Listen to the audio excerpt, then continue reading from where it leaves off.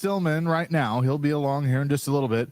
Chase McKay, Big Joe Dubin with you. Ian Safar is here. What up, Ian? What up? What up? JoJo, what's going on? Let's do this again. We've done this already today. Did we? I don't remember much. I just remember Bavarian cream pies. Those are good. I mean, if you get a chance to get a Bavarian cream pie, you should get one. Because today National Bavarian Cream Pie Day, right? It is. So get one. That's what we learned earlier today on the Chase and Big Joe show. Jared will be along here in just a little bit as he had some things to do with I don't really know what he's doing. I never know what he's doing, but he'll be on a little bit later. Barry Trotz will join him at 5:00 today from Bridgestone Arena. So looking forward to that. So we're just going to have some fun until Jared's ready to go. I love it. Yeah, let's have a good time. We had a lot of reaction this morning. We were talking college football with the poll that came out last night, and we've talked this a little bit. Somehow, some way, Alabama is going to sneak back in and win the whole thing. I have this revelation, Chase. You think they're going to wait? All right, you didn't say that this morning. You thought they were going to get in, but that's just how it's going to go. Whole thing? Yeah, I just think they get in, they sneak in somehow, and that Oklahoma game was kind of whatever that was, and they get in and win. Call me crazy. Somehow, I think they get back in the college football playoff and do it. But the team we talked about today that I think you and I both want to see get in and just wreak some havoc, South Carolina. Oh yeah, I think that would be fun. I think South Carolina, because it then would make people complain, and it would also be the argument of, well, you look at their schedule and they only have 3 losses on a tough SEC schedule. How does that match up against Indiana's schedule or whatever? I think it would be fun. It would be chaos. It would. Chaos. I would love to see Indiana go to Neyland. I love to see Indiana go to Williams-Brice. I'd love to see Indiana go anywhere in the SEC and get 70 dropped on them and then get kicked out of the playoffs. I do want Indiana to make it, and I want them to play an SEC team. Even go to Georgia. I would love to see that. Indiana won't stay within 40. I'm telling you, man. The SEC, you could laugh, the SEC battle-tested all year long, and if South Carolina gets in, that's a team I would be scared to death to play. Oh, I would too, because, I think the getting hot at the right time is certainly a real thing, and sometimes people want to dismiss that, but it is true. I think when a team figures it out late in the season, that's why, especially like if you're going to play a really good team, you kind of want to get them early before they figured it all out. Right. So, and like, here's the thing, South Carolina sitting there with 3 losses. They probably should have beaten LSU. And then what was the other one? Alabama, yeah. And I forget the other one after that, but they had a chance to beat Alabama. They had a chance to beat both of them. LSU put together this miracle drive in the fourth quarter that beat them, but they played really good. Look, I watched that Vandy South Carolina game, and that South Carolina defense is just stuffing. I mean, they are everywhere. I see what you did there. And thank you. Welcome. As we say this, Clemson will probably drop 30 on them on Saturday. I'll be like, "What? You guys are dumb. Never said we were good." No, we're lucky. We're not good. There's some things that say we're good. Indeedy. Yes, indeedy. But I know, like, we sit here and we hype this weekend up, and it's rivalry weekend. Watch Clemson beat South Carolina, Vandy beat Tennessee, Auburn beat Alabama, right? Arkansas beat Missouri. Like all these different things, and it is gonna be interesting because it's the last weekend, regular season weekend, and we will start to see the domino effect of coaching openings. We know North Carolina is going to be open. That's already happened. But like in the SEC, you keep saying Kentucky.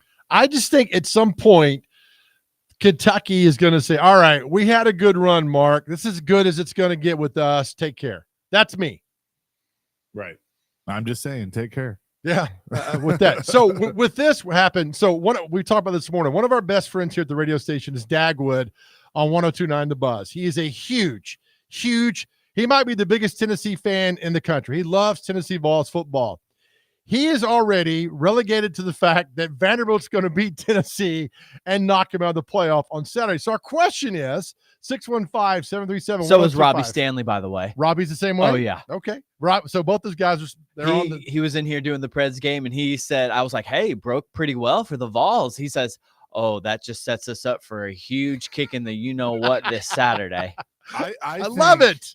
See, I want to hear from Vols fans because the ones that I have talked to have all said the same thing, and I think they are scared to death. They're not going to say it necessarily, but they are like, this is set up perfectly, about to be in the first 12-team college football playoff. Everything's great. And here comes Vandy, who's been as Jared likes to say, Punch and Judy Vanderbilt all year, and they come in and they ruin it. Yes. So, Tennessee fans, how do you feel? Good or bad? 615-737-1025.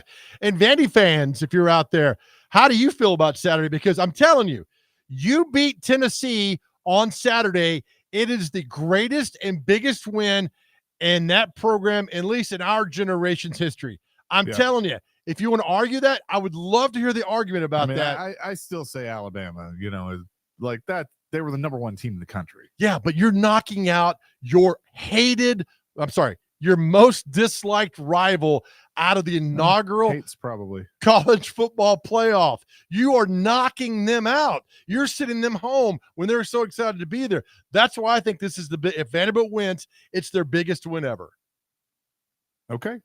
So Tennessee fans, how nervous are you? 615-737-1025. That is our question of the day. It's a special Chasing Big Joe edition of Stillman and Company. Jared will be along here a little bit later, but that is our question of the day. 615-737-1025. I'm going to look at it like this. I grew up in Nashville, Tennessee. The first football game I ever went to was Vanderbilt. I think it was Vanderbilt Ole Miss. So I am a Vanderbilt fan. I don't hate Tennessee because a lot of my family loves Tennessee. So I've always kind of pulled for both, if I'm just being honest. But when I have to pick, I pick black and gold, and I always have. So I this weekend is like, it's tough because there's that part of me that I want to see Tennessee make the playoff. It's the first 12-team playoff. I think they're a good team. But I also want to see Vandy knock them off because it's just been such a special year for Vanderbilt. So I'm very, very, very torn. And in the silly underdog picks, I picked Vandy. So I love that segment. Doors. How can I get in that segment next year? I mean, I love that segment. Oh, you can join. We'll make it happen.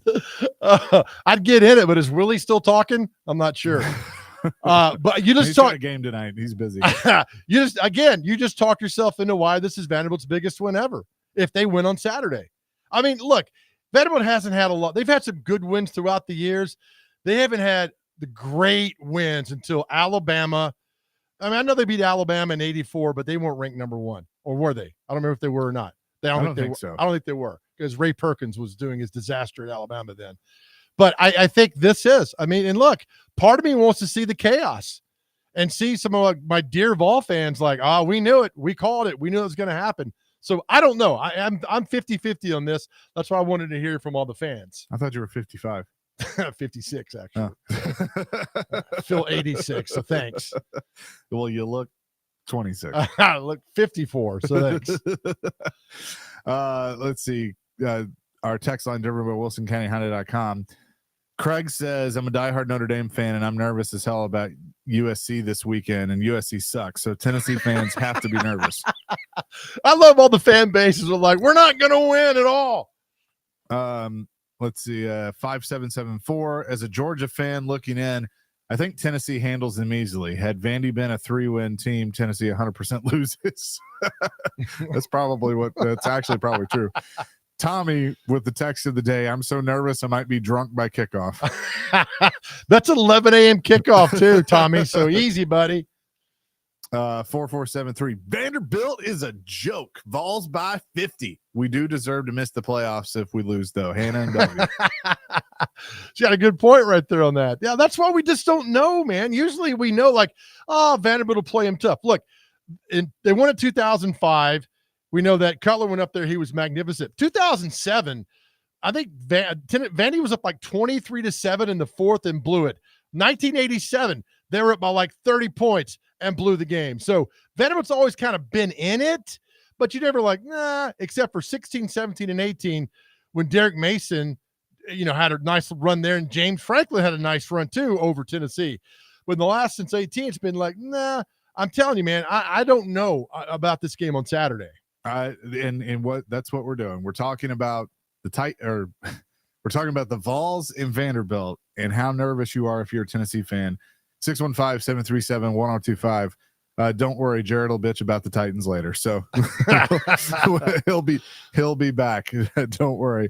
615-737-1025. It's Chasing Big Joe in for Jared today. 1025, 1063 the game.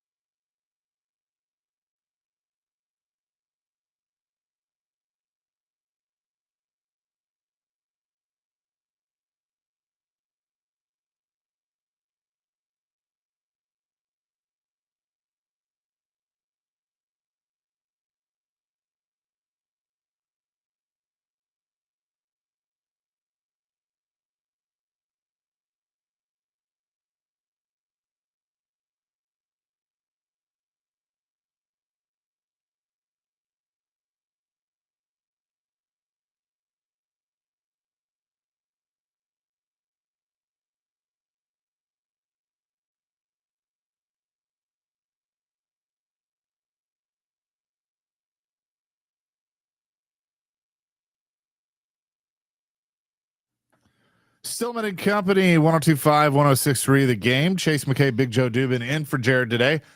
Broadcasting from the Busy Bee Plumbing, Heating, and Air Conditioning Game Nashville studios. Home of the $99 yearly Beehive membership, where the buzz is always about great service. Jared will be along here in just a little bit as he's doing some things. So, Joe, we're asking the question, Tennessee fans, you know, what is this? We call this the pucker meter. Like, how nervous are you? What'd like, you say? How puckered are you? The pucker meter.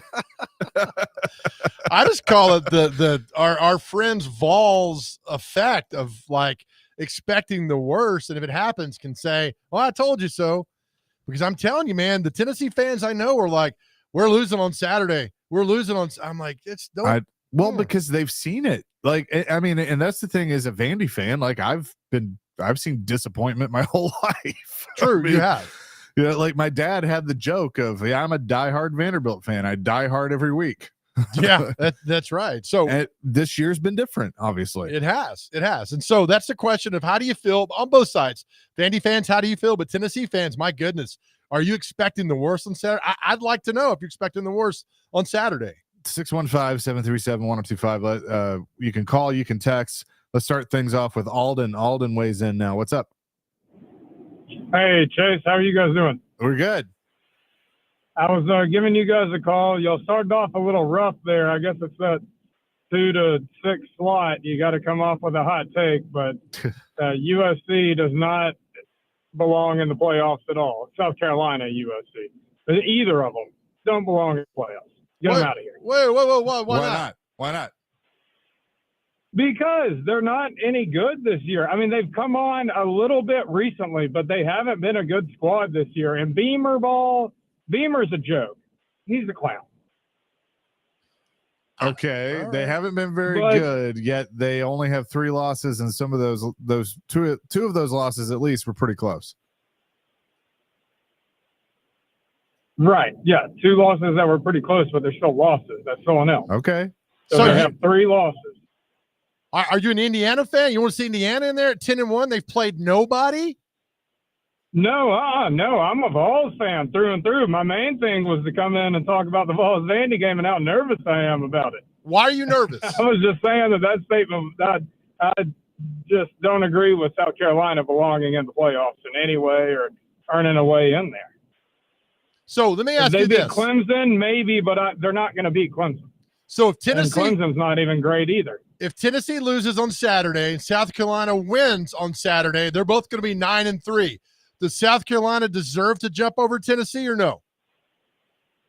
I don't think either should be in. 9-3, you got 3 losses, you both should be out. And that's from a Tennessee fan. Okay. 3 losses, you're out. All right. Fair enough. Thanks for the call. Appreciate it. Yep.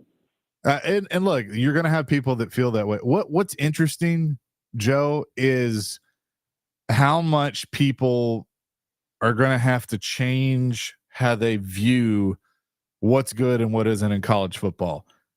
For example, in the NFL, if you have 3 losses, so you're 14-3, you're one of the best teams in the league, right? But in college football, it's always been like the way the system was set up. If you lose, it's like, oh man, you're done. Like you're not going to get there. You know, 1 and then the 14 playoff, 1 loss you could probably get away with, 2, no chance. You know, and so it's just, I think now you do have more wiggle room, and they're going to look at style points and quality of wins and losses and things like that. If you look at South Carolina's schedule, their only bad loss is Ole Miss because they got boat raced. Yeah, and that's a team ranked in the top 15. Yeah, but they lost 3 points to LSU, had that game won at the end, and it got away from them, and lost by 2 to Alabama. Yes. And that's why, to me, strength of schedule is so important. Agreed. Look at what Indiana's done. You know what? I'm glad Indiana's there so we can compare all this stuff. That's nonsense. And look at South Carolina's schedule. I'm telling you, Indiana does not go 10-1 in the SEC like this.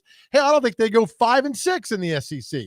That's the way it is. I want Indiana to get in and play Tennessee or Georgia or whomever in the SEC and watch them get bounced by 40 or 50. Schedule matters. Winning games matters. I understand that. But that schedule, South Carolina at 8-3, if they win on Saturday, they knock off another top 15 team. They'll be 9-3. Now, I know it's a hypothetical, but at the same time, they've got the 9-3 if they are able to beat Clemson on Saturday.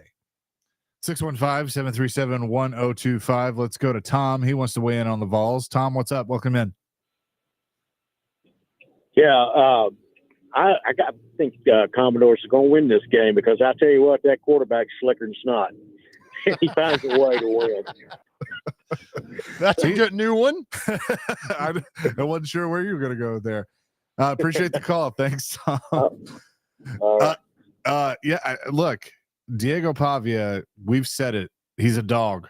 I mean, he is fun to watch. He has fit that system. Obviously, I think Jerry Kill has helped that. You know, he was familiar with him. They brought him in. You know, you've basically Clark's taken over the defense and put his stamp on that, and they've played much better. But I do think Vandy's going to give Tennessee a fight, but I don't think Tennessee's going to underestimate them because they've been able to see it all year. If those players underestimate Vanderbilt, then they deserve to lose. Oh, and I put that on Heupel's shoulders because I think he knows. I mean, I think he's scared to death too as a coach. Like, all right, we're walking into this buzzsaw that, you know, this kind of silent giant for the last few weeks hasn't played top notch, but Vanderbilt knows what this game means. It's their Super Bowl. It's their everything. To knock Tennessee out of the inaugural college football playoff is worth more than, wait for it, gold. No, you shut up. Oh, you're always there to make us laugh. Somehow, right? Yeah, sometimes we cry, but you know, that's okay. Wait till I do a segment on my checking account. That'll make you really. Shane says, I need Tennessee to lose in the worst way possible for Alabama's sake. Yeah, I mean, look, it's going to be chaos after this weekend, and Shane's got a good point because Alabama's the first out, right? Yeah. If I remember, okay, so if whatever drops out, Alabama could sneak in, and I'm telling you, man, like, well, they lost to Oklahoma. Oklahoma was waiting for them, waiting for Alabama in that game, and they beat the crap out of them, and I get it. But that's the thing is like Alabama. But if Tennessee just wins on Saturday, you're good. You're in. That's it. Win the game, and you're in. Steven says, fact, Alabama is getting in the tournament. That's what you said. And then how about this one? 1180. What a dumb take. 3 losses doesn't knock you out. What happens if Georgia loses in the SEC championship? Tennessee goes in over them? I don't think so. Yeah, that's a flag that guy and send him some flowers. That's a great, thank you. That's the thing is that we get so just now infatuated with the 10-1 Indiana team. Then you look at their quality win. Their best win is Nebraska. Huh? That's the thing. And this is what, you know, down here in the SEC, and if you grew up in the SEC and you're an SEC fan, you're going to agree with what I'm about to say. If you're a Big Ten fan or any other conference, you're going to, you know, complain and say it's SEC bias, but facts are facts. 3 losses on an SEC schedule is a hell of a lot different than 3 losses on a Big Ten schedule. We can sit here and argue about it all day, but it doesn't compare because unless you're playing, the schedule don't work this way, but unless you're playing Ohio State, Oregon, and Penn State all in the, you know, on the same schedule and you lose to all 3, I mean, you're out. But those are your 3 toughest opponents. It's not even close. Michigan's not very good. Michigan State's not very good. Who else? Indiana, yes, the record shows that, but what happened when they played Ohio State? Yeah, right. Exactly. So if you want to be in the argument, Indiana fans, your opening game was FIU. Cancel that game and go visit Mississippi State. Your next game is who's that? Who's WIU? Western Illinois? Is that who that is? I guess, yeah. You beat them 77. Look, you beat the teams on your schedule. I get that. I understand that. You beat them. But you know what? Swap out Charlotte for Kentucky. Swap out Charlotte for Auburn. If you want to play big boy football, do that. I mean, show us what you can do in the regular season, win a game or 2 like that's fine. All right, so let's do a little comparison here. We're going to play this game for a second. South Carolina's schedule was as follows: versus Old Dominion, at Kentucky, LSU, Akron, Ole Miss, at Alabama, at Oklahoma, Texas A&M, at Vanderbilt, Missouri, Wofford, at Clemson. All right. Pretty tough. You got Alabama in there, Ole Miss, Texas A&M. Those are all top 15 teams. LSU. And then LSU as well. Read this schedule for you. I'm not going to tell you the team. I'm just going to read their schedule. At West Virginia, Bowling Green, Kent State, Illinois, UCLA, at USC, at Wisconsin, Ohio State, Washington, at Purdue, at Minnesota, Maryland. I have no idea. Penn State. Ah, okay. But what's a tougher schedule? Absolutely, South Carolina. Yeah. I mean, like and the thing with Penn State is they struggled against USC. They beat Minnesota by 1 point.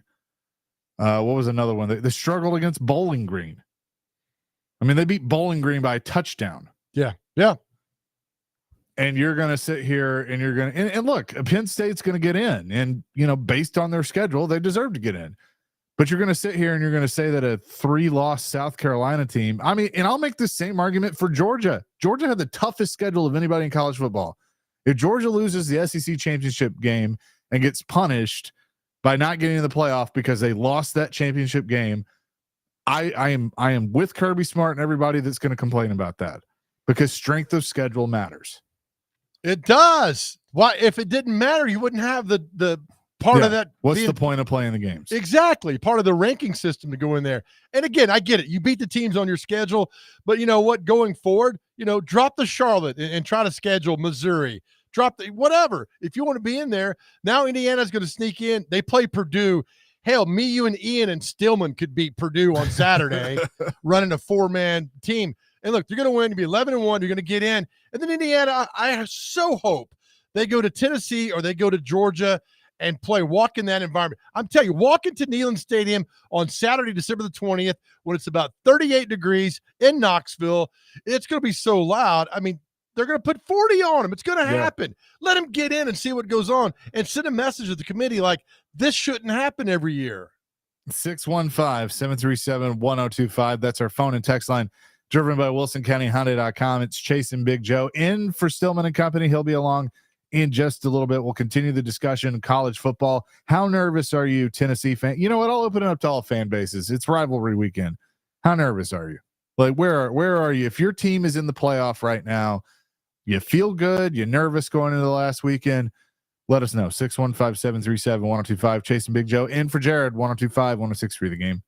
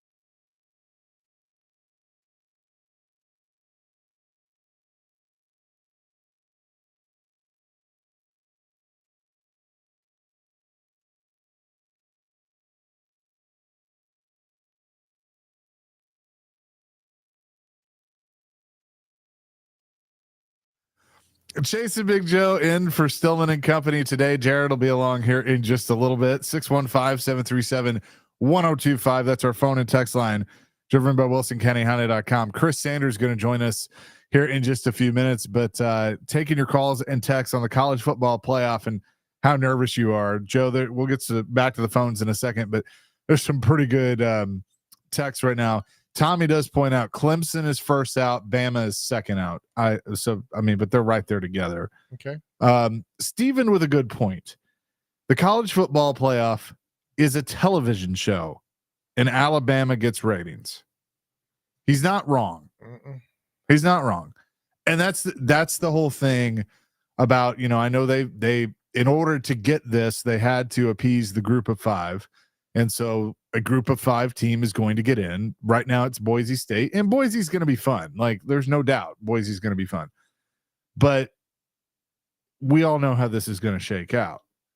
And so I think the committee does look at that of, you need the brand name teams in there.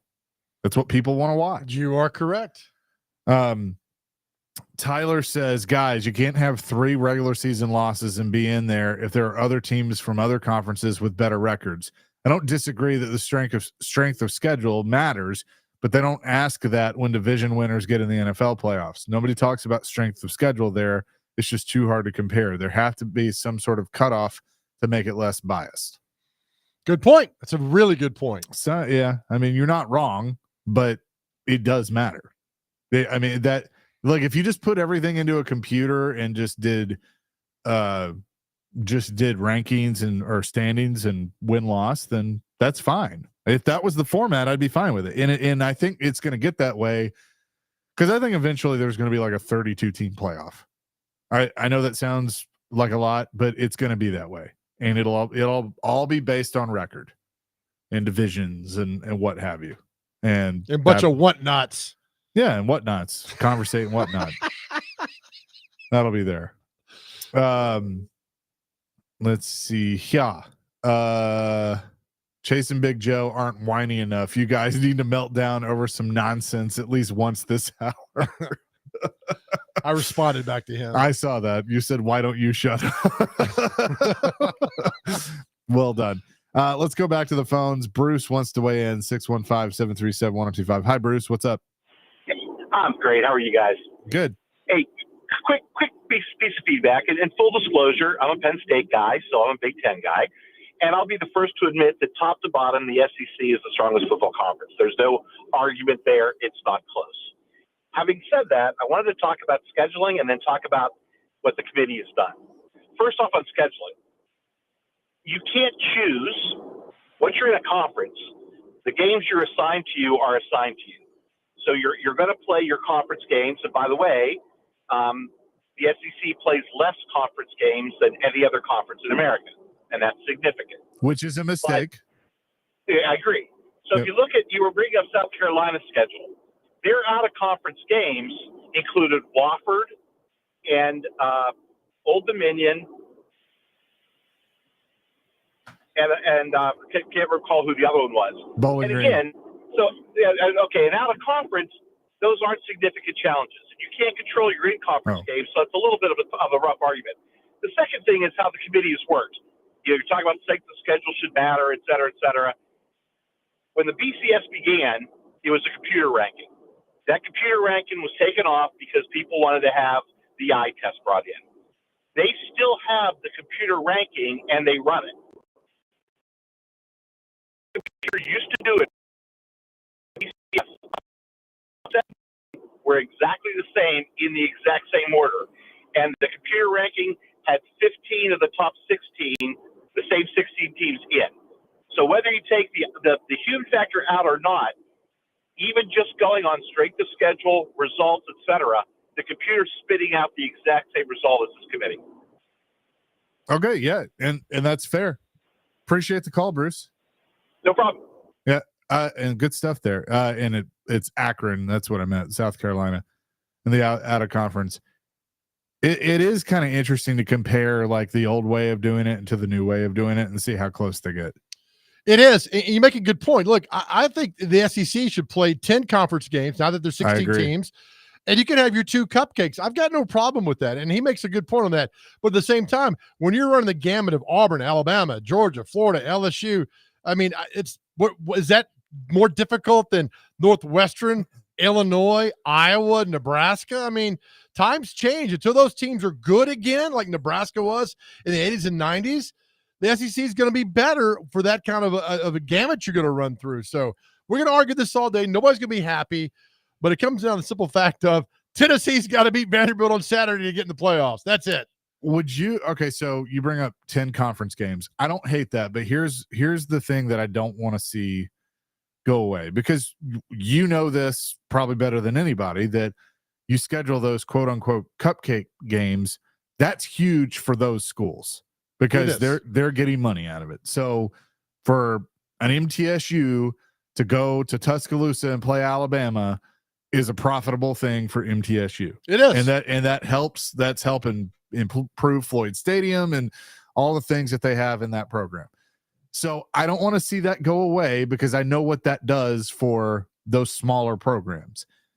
The other thing is, if you add 10 conference games, then you also lose the marquee matchup with another conference. Now, I think that that's something that should be pushed a little more, that if they say, okay, 9 conference games for everybody, but then one of those the one extra game, one non-conference game has to be against, a big time opponent in a Power 4 conference, which is already a rule. But I think that's something that they should really emphasize more, because I want to see like an Alabama USC, or, Tennessee or LSU UCLA, or Oregon Tennessee, something like that. I like those matchups, and I don't think they all need to be at the beginning of the year either. Like you can scatter them out.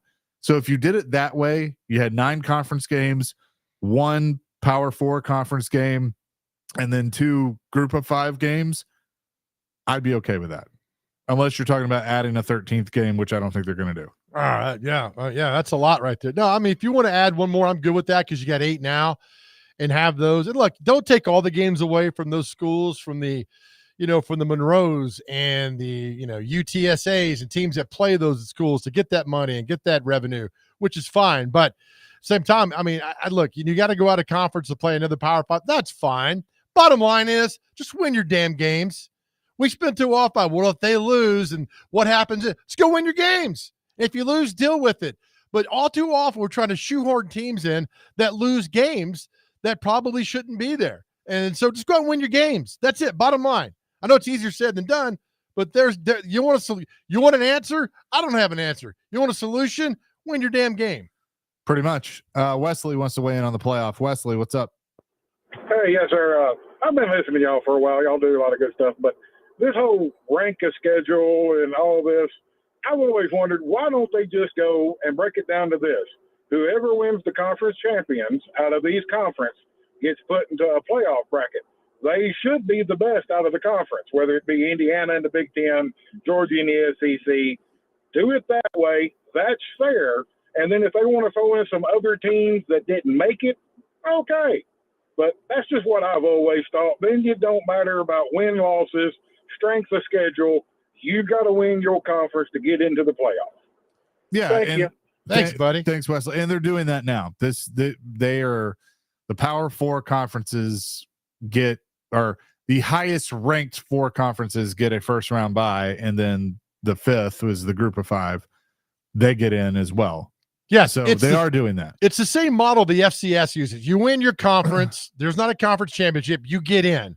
And there you go. And then you pick the other teams at large based on your win-loss and strength of schedule. And so that all matters in the fact. Look, there is no perfect example for all this, which is why I love it, which we're going to complain about until January. But the simple fact is, Tennessee's got to beat Vanderbilt on Saturday to get in the playoffs. That's it. Can I tell you what they should do? What's that? Like what would solve a lot of this? And it'll never happen. Conferences need to go away. No, I disagree. No. Go away. Go to divisions. Nah. Go to divisions. No. And have one big college football league that, they have that all come together, and you could simplify this so much. Well, you go away. No, you should have a No, I like the way it is. There's history. But you get History. okay. I know there's history, but you do need to get rid of the conference championship games. I 100% agree. Get rid of and that's where I would say, okay, get rid of that and add a 13th game. Didn't Kirby come out this week and say something about the SEC championship game? Like, yeah, they said, hey, you're guaranteed to be in it, and he was kind of like, oh, damn. Great, thanks for nothing on that. Yeah. Because, I mean, it could hurt them. Like, if they go and they lose that game, that's their third loss. That could hurt them. Could you imagine if that does happen? I mean, the effect from that, from going to the conference and losing that game and being on, look, and we talk about winning the conference, but I agree, man. Get rid of these championship games, do the FCS model, which works. You win the conference, you're in. Boom, there you go. You're guaranteed a spot in the college football playoffs. Michael, real quick before we get to Chris Sanders. Michael, what's up? Hey, guys, thanks for taking my call. Yep. Y'all think that last year with the whole Florida State thing, them losing their quarterback at the end of the year, did that possibly affect the committee and how they look at adding a team in who they think, oh, like Florida State last year went undefeated, but they lost their quarterback halfway through that ACC championship game, and they did not look like that undefeated Florida State team. Do you think that mindset has maybe permeated a little bit into their decision making? I'll hang up and listen. Y'all have happy Thanksgiving, happy holidays, and anchor down, beat Vanderbilt. There you go. Thanks, Michael. Happy Thanksgiving to you. I mean, I'm sure it does. I mean, I'm sure it's just like, with the BCS, remember in 2003, was it 2003 or 4 when Auburn got left out? 2004. Yeah. I mean, I'm sure there's all those things that kind of stay in their mind, but and that was the one where it's like, I'm sure they were sitting there going like, it's the last year of the 14 playoff, and they give us this crap. Like, we got to deal with this now, because if it had been this year, it wouldn't have been an issue. Right. No, you're right. And that's the thing is like, that's why I pound on Herb Street, because he was so adamant about Florida State not getting in when the record reflected what happened, and say, well, we're not going to be the same team. Well, I get all that, but that team still went undefeated. Yeah. And they should have been in. And Herb Street was on the thing on Alabama's payroll, basically saying they should be in. And that just drove me insane, because you went away from what you said you should do, and that's go undefeated and win your conference. And they backtracked on Florida State. And I don't want to hear the Orange Bowl, because they had like 50 guys who stepped out and didn't play in that game. But you said going that season, Herb Street, that you should be 12-0, win the conference, you're guaranteed a spot. And he went against that. I won't forgive him for that. Chase McKay, Big Joe Dubin in for Jared today. Coming up next, our man Chris Sanders. We've already talked to him once this week, but we'll do it again. He is coming up next. Chase and Big Joe in for Jared. 102.5, 106.3 The Game.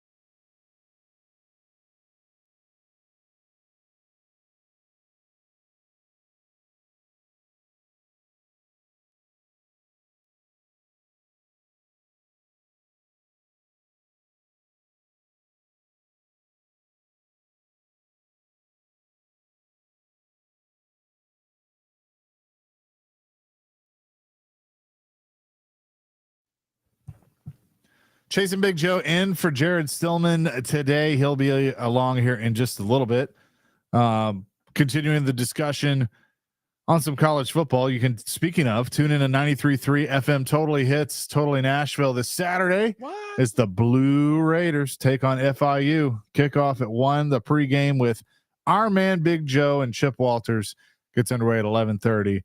MTSU on 93.3 Totally Hits is presented by Sloan's Motorcycle ATV, and I'm excited because I'm going to be there with you. You are going to oversee all the production on that, so you can watch Mr. Walters and do I was all going to his spot for you. You could do that.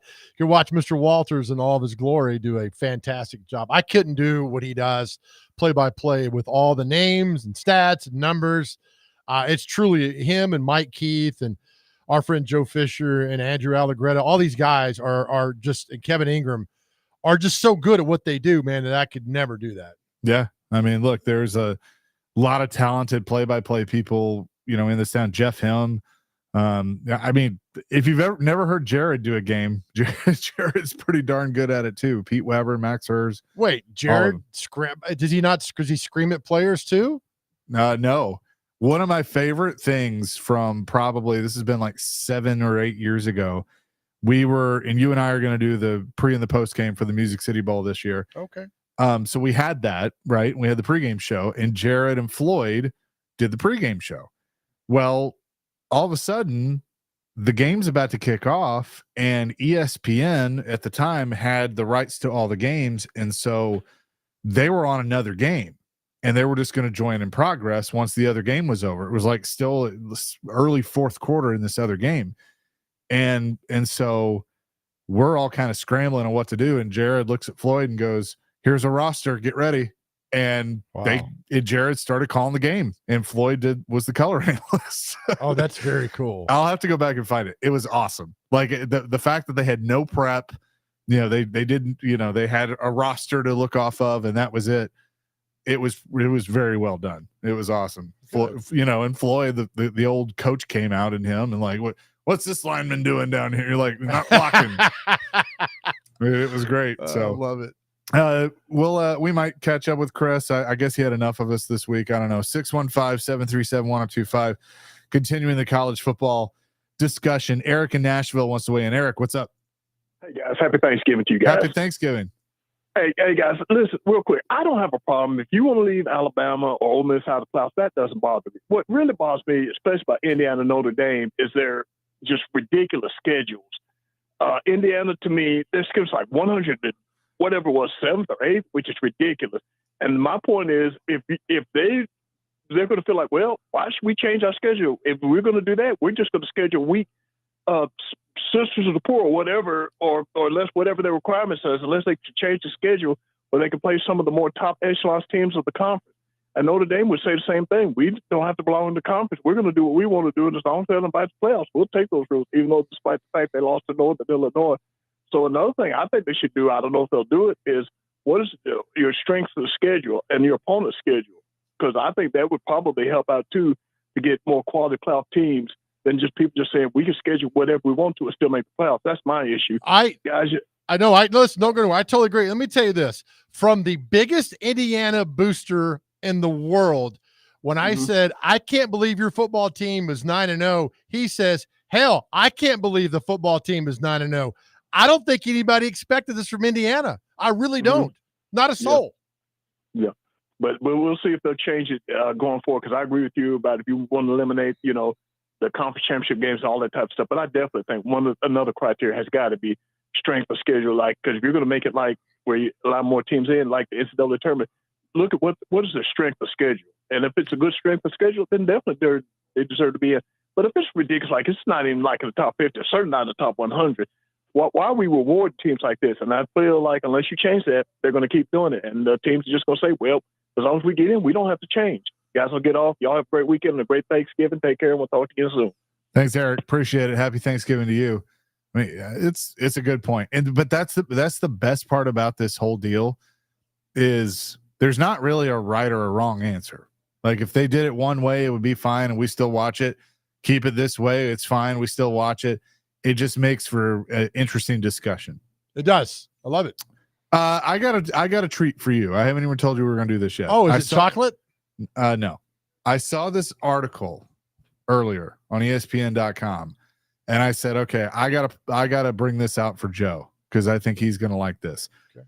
The ultimate heroes of college football's rivalry week. Oh yes. And it has a sub headline of "We'll never pay for a meal in that college's town again." I love it. Based on that, so right. we'll go through some of these coming up next. Chasing Big Joe in for Jared. He'll be on in just a little bit. 102.5, 106.3 The Game.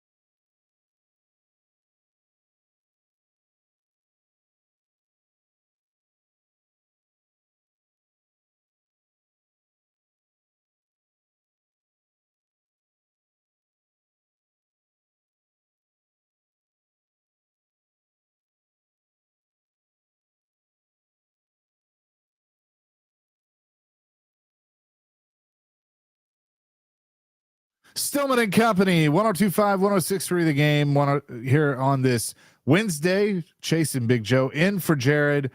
He'll be along here in just a little bit. We've been talking a lot of college football and having fun. You all have responded and enjoyed it as well because, Joe, it's rivalry week. There you go. If you turn your mic on, it works really well. It is rivalry week. We love it. And sometimes we forget about that after the big picture of the college football playoff, but it is rivalry week. So that's why I wanted to bring this up because I saw this this fun article that ESPN put on their website earlier, the ultimate heroes of college football's rivalry week. And they have all of these games. And basically they've picked a hero from each side, each team that they believe is, like the ultimate hero during that game. So like, for instance, the Egg Bowl, Mississippi State and Ole Miss. And they give you the record. Ole Miss leads 65, 47, and 6 all time.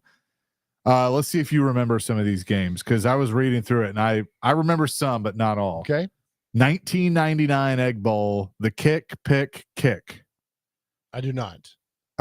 Mississippi State's defensive backs Robert Bean and Eugene Clinton was in 1999. Mississippi State rallied from a 20-6 deficit to tie the score with 27 seconds left. There was no overtime in those days, and instead of playing for a tie, Ole Miss decided to throw it down the field. That's when the twosome of Bean and Clinton etched their names in Mississippi State football lore forever. Bean leaped into the air, intercepted the pass, but it bounced off his hands, and he accidentally kicked the ball into the air. Clinton was there to intercept it at the Mississippi State 47 and returned it 27 yards where it was knocked out of bounds, and then the kicker came in and kicked it. 44-yard field goal. Yeah, I don't remember that one, but that's all right. For Ole Miss, 1997, wide receiver Corey Peterson. Mm-mm.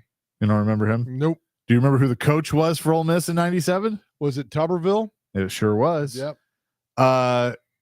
Before he was a U.S. Senator, Tommy Tuberville was Ole Miss's head coach in 97 and made the bold call to go for the win instead of settling for the tie. After quarterback Stuart Patridge led the Rebels on a late 64-yard touchdown drive, then hit a diving Peterson on a crossing route with a 2-point conversion pass with 25 seconds left. It gave the Rebels a 15-14 win over number 22 Mississippi State. Nice. So there's that one. Georgia Tech and Georgia, clean old-fashioned hate, as it's called. For Georgia Tech, Roddy Jones in 2008. I remember the name. Was that quarterback? No, it was a running back. Okay, running back. He was a running back. Georgia entered the 2008 season with the number 1 ranking, fresh off a Sugar Bowl win with a trio of stars: Matt Stafford, Noshawn Moreno, and AJ Green leading the offense. But they had lost to Bama in Florida. Going down to the play, Jones was a productive back for Georgia Tech. This was Georgia Tech's first year running the triple option under new coach Paul Johnson, and Jones had largely been a role player in the backfield until the week before, when he emerged with 97 yards and 7 carries against Miami. The Yellow Jackets won the game against Georgia 45-42 after a 54-yard score. Well done. That was Roddy Jones. Georgia, I don't think anybody remembers this. Running back Thurin Sapp in 1957. Oh, Thurin. Yeah, I know that guy. Let's see. Let's look through a few more that you might know. How about the game, Michigan and Ohio State? Wide receiver John Colasar in 1988. I do not. You don't remember him? No. I remember Dirk Commissar, but I don't remember that guy. Do you remember Troy Smith in 2006? Heisman Trophy winner. Yes, he was. They have him for Ohio State. All right, 97. I don't remember this guy. Florida quarterback Noah is it Brindisi? Yeah. Oh yeah. Forgot all about that guy. Yeah, they have him in 1997. Steve Spurrier had been known to have a flair for the dramatic, but the 97 game against Florida State took on another level. Facing undefeated and number 1 Florida State at home, the 2 lost Gators had one goal in mind: ruin the Seminoles' national championship chances. To do it, Spurrier made one of the most unconventional decisions of his career. He would rotate Brindisi and former walk-on Doug Johnson at quarterback. not every series, every play. The Gators had scuffled on offense in the second half of the season, and Spurrier had grown frustrated and impatient with all three of his quarterbacks, playing a combination of Johnson, Brindisi, and freshman Jesse Palmer to beat the Seminoles and the number 3 defense in the country. Spurrier decided to switching between the quarterbacks would give them the best chance because he could not only coach each between plays, he could send the quarterbacks in with the plays to avoid any signal stealing. That is such a Spurrier thing to do. Florida State took a 17-6 lead, but the Gators stormed back and the teams traded the lead in the fourth quarter. With less than 2 minutes to play, down 29-25, Johnson called for a curl and go for Jaquez Green that went for 62 yards. Fred Taylor scored the winning touchdown and Florida won 32-29. I do remember that because that's the same year because Johnson was the quarterback when they beat Peyton Manning in his senior year at Tennessee. Yeah. Wow, because he took over for Danny Werfel. Wow, man, what a memory. Yep. That's crazy.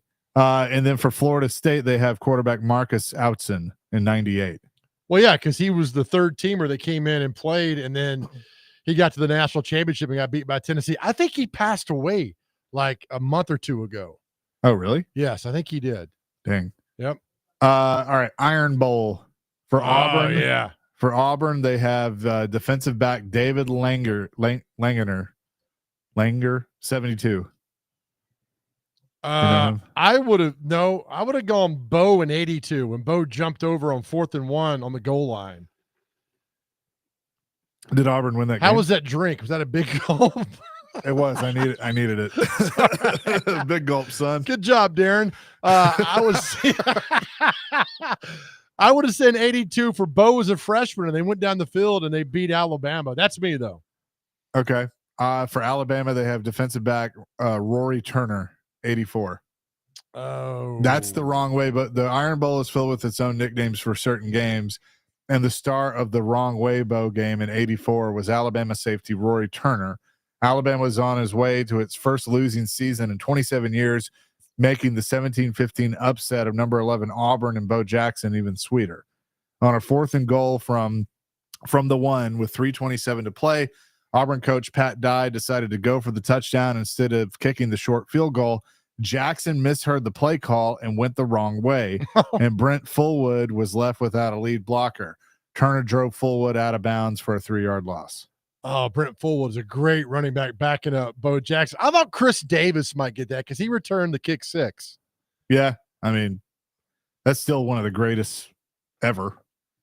Oh, yeah. Texas A&M, they have for Texas defensive back Mark Berry in 1990.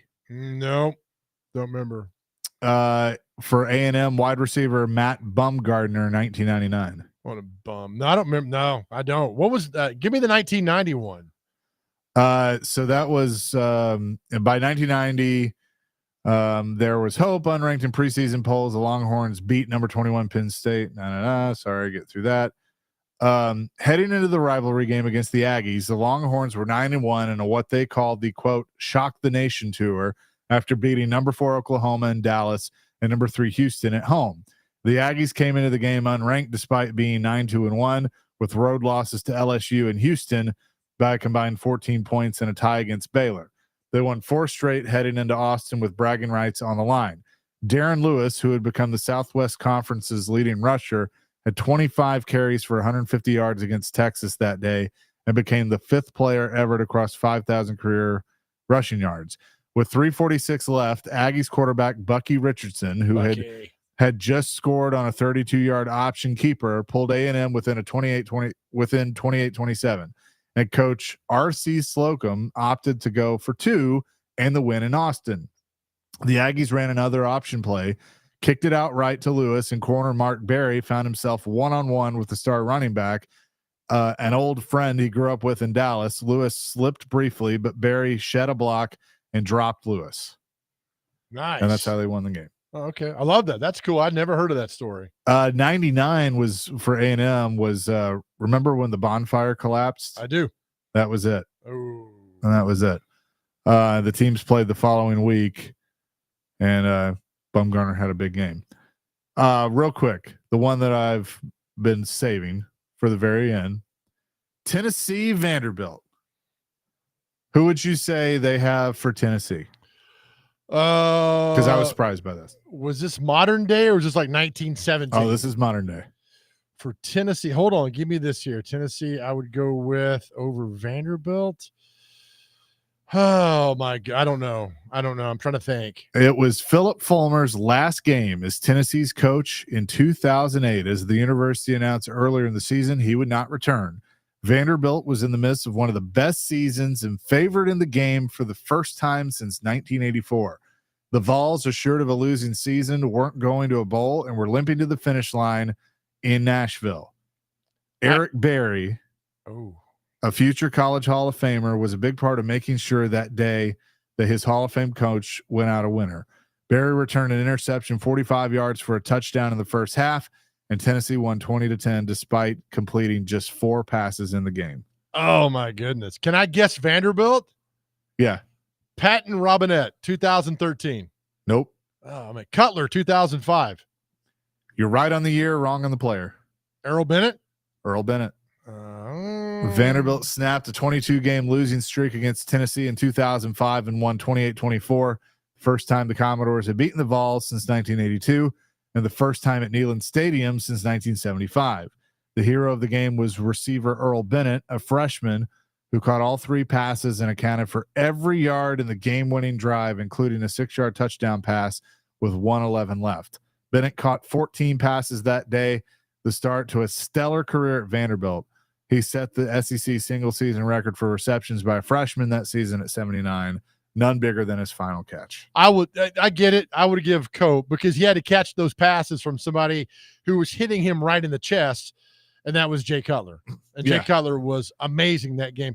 I'd have gone Cutler, Bennett, Whit Taylor in 82 was pretty amazing. But the fact that they beat them in Neyland and hadn't done that since 75, I give it that way. Patton Robinette with the jump. Remember he did the jump pass? Yeah. That's something that I'll never forget with that being said. So we talked about this the other day. So the only coach in the last 20 years that hadn't beaten Tennessee was Robbie Caldwell, right? Well, and Clark Lee, but Clark has a chance to do it now. That's right. It's Robbie Caldwell, right? That is 2010. It's unfair. Bobby beat him. Bobby beat him in 05. Yep. And then Jimmy Frank beat him. Derek Mason beat him. Yep. And now Clark is not beating him. Yep. And has a chance to. 615-737-1025. Chase McKay, Big Joe Dubin in today for Jared Stillman. We'll have more coming up next here on 1025, 106.3 The Game.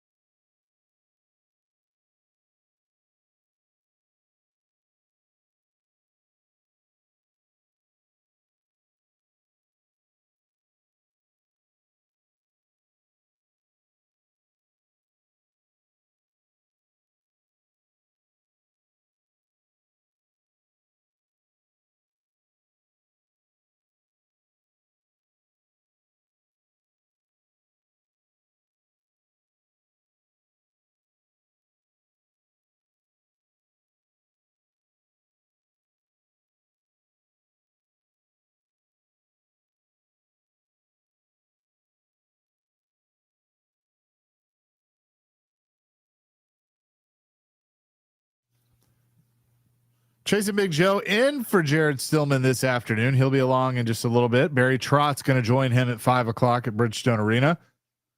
Looking forward to that conversation. Joe, a team that, quite frankly, they need more love. They deserve more love. TSU going to be in the FCS playoffs starting this weekend against Montana. And the interesting tie-in there is, obviously Eddie George, the head coach of the Tigers, but their defensive coordinator, Brandon Fisher, son of former Titans coach Jeff Fisher, played in back-to-back championship games at Montana with who was it that he played with? Mark Mariani. Mark Mariani. Thank you. Is it Mariani or Mariani or Mariani? Spaghetti. Tomato. I don't know. But so I just read Mike Organ's article on this, that Eddie has been leaning on, quote, little brother is who he refers to Brandon Fisher as, on some insight on Montana, because obviously Brandon knew it very well. Yeah, and I think it'll be a fun game and good for TSU to get there.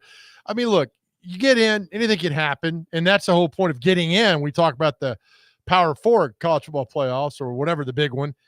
So TSU's in. Bigger question is now, and for Eddie George, he's proven he's a winner as a player, now as a coach, the football team there. And I'm looking, I don't think a coach could, jump up to the SEC grind right now. There, you have to bounce a little bit to get on. Eddie's first job was TSU, but I do think he's qualified to get to an AAC job in a group of 5. And there's 5 or 6 openings right now at that level that he could get into. And I'm telling you, the one that we talked about, and our good friend Ricky brought it up, is the Temple job. Yeah. Eddie's from Philadelphia. Could you imagine the return of your favorite son who comes back, Heisman Trophy winner, legend, and now he's proven his worth as a head coach? If I'm Temple, whether you hire him or not, reach out and talk to him. You'd be so dumb not to. Oh, I agree with you. And look, I'm going to say that I think you just need a school to take a chance on you. I mean, granted, I will say that Dion's name is bigger than Eddie's, but if you say the name Eddie George, people know who that is, even outside of this market. They're like, oh yeah, Heisman Trophy winner, played for the Titans. So, if Dion can go from Jackson State, an HBCU, to Colorado, which was at the time in the Pac-12, a Power 5 conference, now they're the Big 12. But if he can do that, then why couldn't Eddie jump into a Power 4 conference?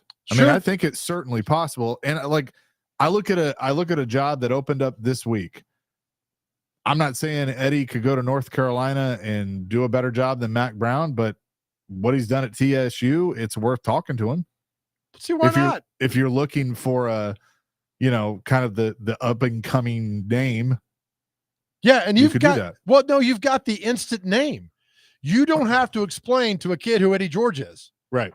And if you have to, you probably want him on your team. Right. I mean, you don't have to tell who Eddie George is. I mean, the guy in Ohio is an absolute rock star still in Ohio, and right next door is Pennsylvania, and he's a rock star in Philadelphia. So, look, there's Florida Atlantic's open, Tulsa's open, Temple's open. I think Rice has hired a coach. It's going down. Charlotte's open right now. UAB should be open. They get rid of Dilfer's ass, which they should. What a disaster he is. Take the job there. So there's all these opportunities. And look, I don't blame a coach for stepping up. I know he loves Tennessee State. I don't blame him for going to the next level. I don't fault anybody for taking what they perceive as a better job. Good for him. Yeah, I look, and I'd love to see it.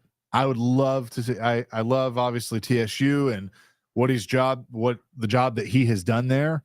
But at the same time, if he truly has this passion and this love for coaching that it appears that he does and wants to advance, then, I clearly cheer for that. Eddie is a fantastic person. He's, obviously you've interacted with him probably a lot more than I have over the years, but all my interactions have been great. And, I know how much he loves Nashville.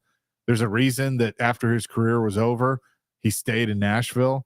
But I would love to see him be successful. And I think we've kind of seen this new trend with coaches that you have guys that are these former players. And, for a long time, it was always the great coaches weren't great players. Well, now you're kind of starting to see a little bit of that change that, and look, we don't know what a Deion Sanders would do at a big boy school. We don't know what Eddie George would do at a big boy school. Hadn't gotten there yet, but you're starting to see some success out of these guys, and I think it's a cool story. Well, hold up. You don't think Colorado's a big boy school? Well, not to the point of, like, when I say big boy, I mean like Florida State. Florida State's a bigger deal than Colorado. That's what I mean. Like an Alabama, a blue blood type school. I get it. Colorado's a good job, but that's what I meant. So if Eddie does leave, then TSU needs to a head coach. Why not just move Brandon Fisher into that role? I'd love it. Yeah, why not? Why not? Right? I mean, I think he'd be great. Obviously, he knows he's got somebody he can call to give him good advice. Not us on coaching.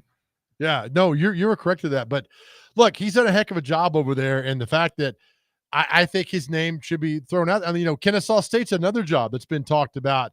His name's been mentioned out there. It's going to come. It's going to happen within the next 2 weeks or not. And they'll kick the tires on somebody. I think they should do it on Eddie George. Why not? Again, man, you're trying to get your program out there. And if you hire a Joe Dubin, nobody cares. You hire an Eddie George, everybody, Eddie George, Eddie. I mean, it's just, you get that built-in PR for free. Not to mention the fact that he's just a damn good man, and now he's proven himself to be a really good coach. He has.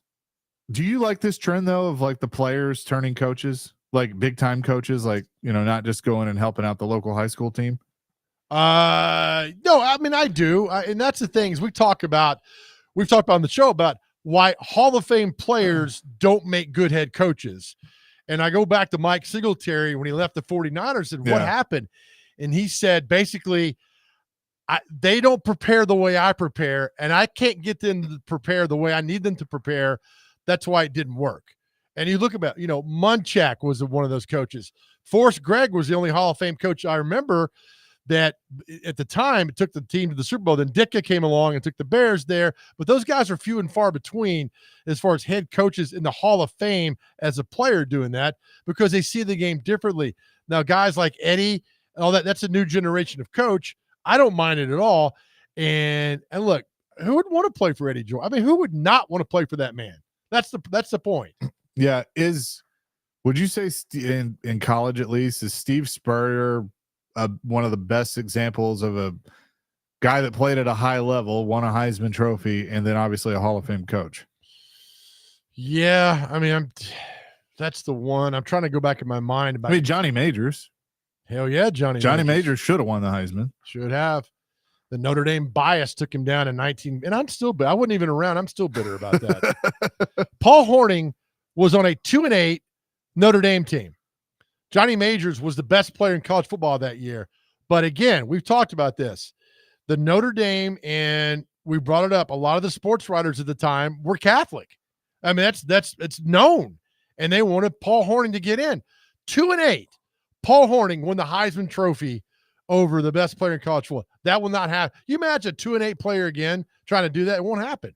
Yeah. So no, they won't do that. Now in 97, I think it was 50. I think Charles Woodson was a great player. Probably deserved it a little bit more than Peyton Manning did. That inflames people, but I don't care. You should be more mad about what happened in 56. And don't say, I wasn't alive. Still, 56, Johnny Majors should have won the Heisman Trophy. Was absolutely robbed of the Heisman Trophy. Do you feel better? No, they should give it to him posthumously. They should take it posthumously from Paul Hornung and give it to Johnny Majors posthumously. There we have it. Hey, they do that stuff now. So they do, right? They might. They gave Bobby Allison an extra win a few weeks before he passed away. They gave Reggie his Heisman back. I mean, they can do all these things. It can happen, man. 615-737-1025. It is Chase and Big Joe in for Jared. He's on the way, so he will be on around 4:00 at Bridgestone Arena. He'll talk to Barry Trotz at 5:00. We'll have much more coming next here on 102.5, 106.3 The Game.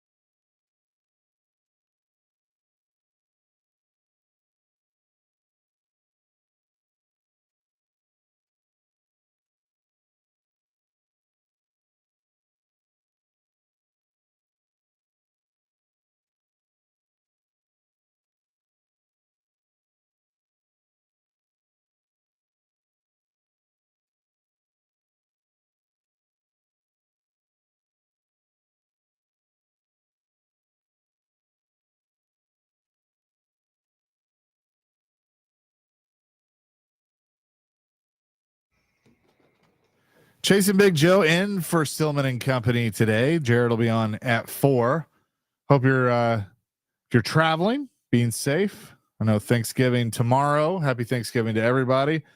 And we're now joined by, for the second time this week, which is a bonus, forever Titans wide receiver Chris Sanders is on the line with us. Christopher Dwayne Sanders, to be precise. What's up, Chris? How you doing? What is going on? Just sitting here watching my wife cook. She just kind of cute while she's cooking. Say hi, baby. Say hi. How's it going? Man, it's good, man. I'm sitting there watching some game show and she's cooking and, just getting ready to eat a turkey, a ham, and some lamb. Oh, well, that's a lot. It's a big day. Yeah. How many times did you play on Thanksgiving in your career? Just once? I think once. Yeah. I think it was once. And it's one of those games that you always want to play with, Thanksgiving and Christmas.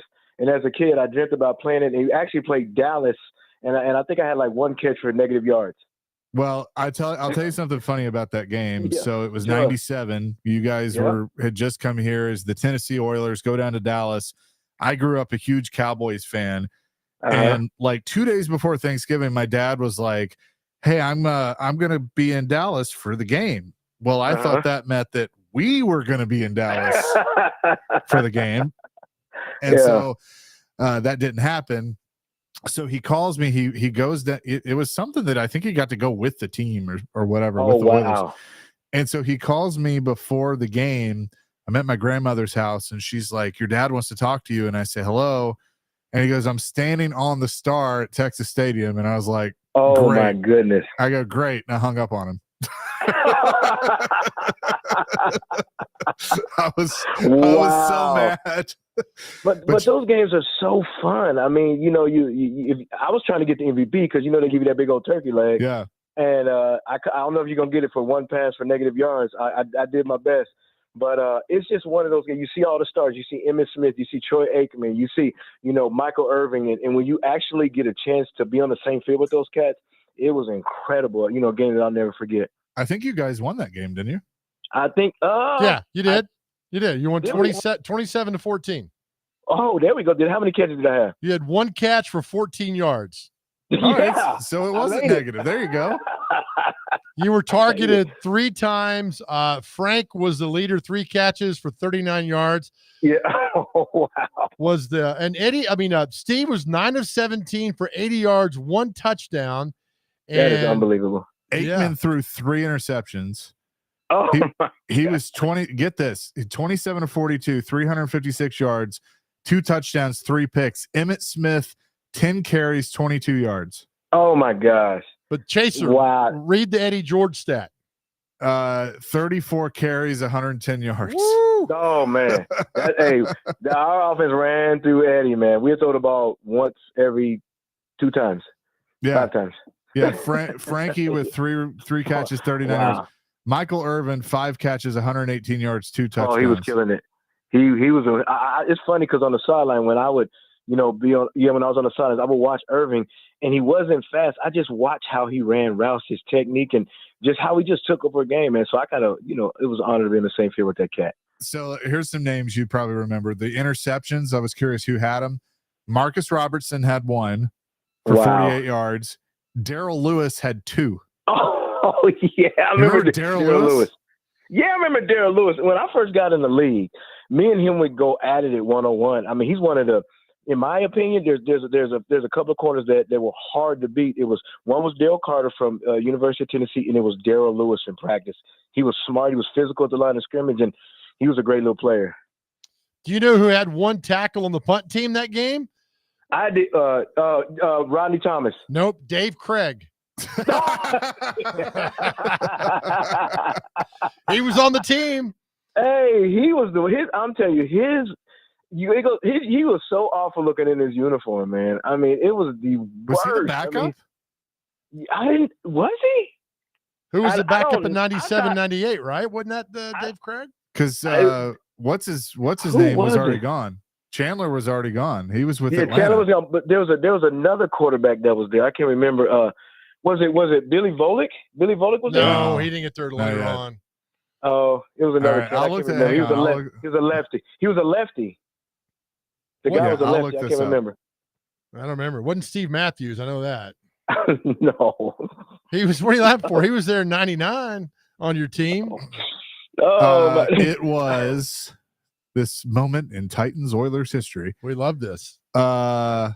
It was Dave Craig. Thank you. Yeah, Dave it was Craig. Dave Craig. Yeah. Y'all shut your mouth on Dave Craig, man. He was funny. He was funny in the huddle too, man. James Ritchie. Funny. I don't even know who that James is. Ritchie. That's who it was. James Ritchie. He threw the ball 100 miles an hour. I'd rather have. Oh my God. I'd rather have Lionel Richie than James Ritchie. On that team. Oh man. With Is all it that. me you're looking for? That's right. Come on, man. All right. So, Yeah. Chris, let me ask you this. And Chase, I've been Sure. talking about this, and you played with him. You know him well.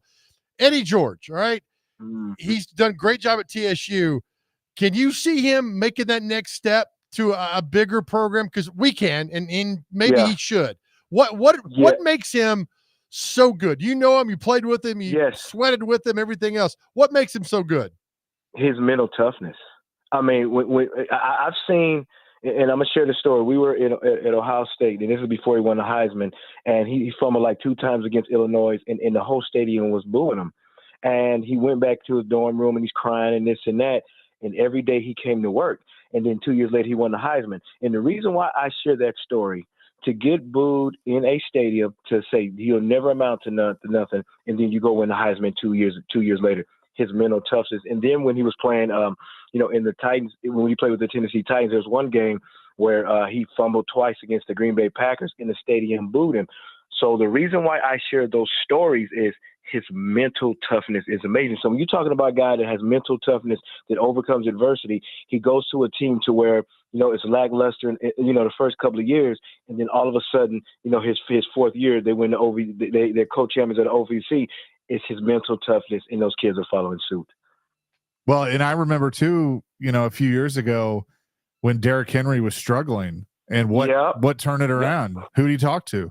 He talked to Eddie. Absolutely, he sure did. And the thing about it is because he's been in that position before. And here's what I love about Eddie is he kind of reminds me of Bobby Bowden. I think it was the coach for Florida State. He said this. He said, "I'm a CEO of a team.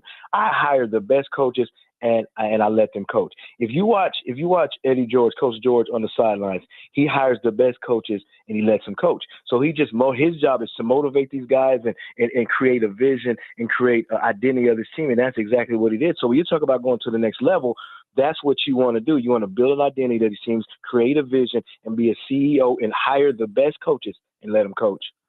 The Titans are going to Washington to take on the Commanders this weekend, Chris. When you've watched Jaden Daniels this year in his rookie year, what do you see out of him? He looks like a veteran. And when I say he looks like a veteran, I know he's going to make a couple of mistakes here and there. But do you know what the things that he does very, very well is his pocket awareness. I mean, his pocket awareness is off the chain. And you just watch him. It looked like he's never panicked. I mean, when the rush is coming, and even last week, they were down and they needed a touchdown. He's scrambling. Next thing you know, he throws it to McLaren, and McLaren makes a touchdown because there's no panic and there's no pressure. So when you look at him and you watch him, he just looks like a wily vet, man. Is getting better and better each and every year. We're talking to our good friend Chris Sanders on the People Show, the Chase and Big Joe Show. You like that, Chris? You like that title? I love it, man. I absolutely love it, man. You like that there. Thank you so much for that. Some have talked about, it's going to be, they did everything in Houston and they played it so well, back to the same old.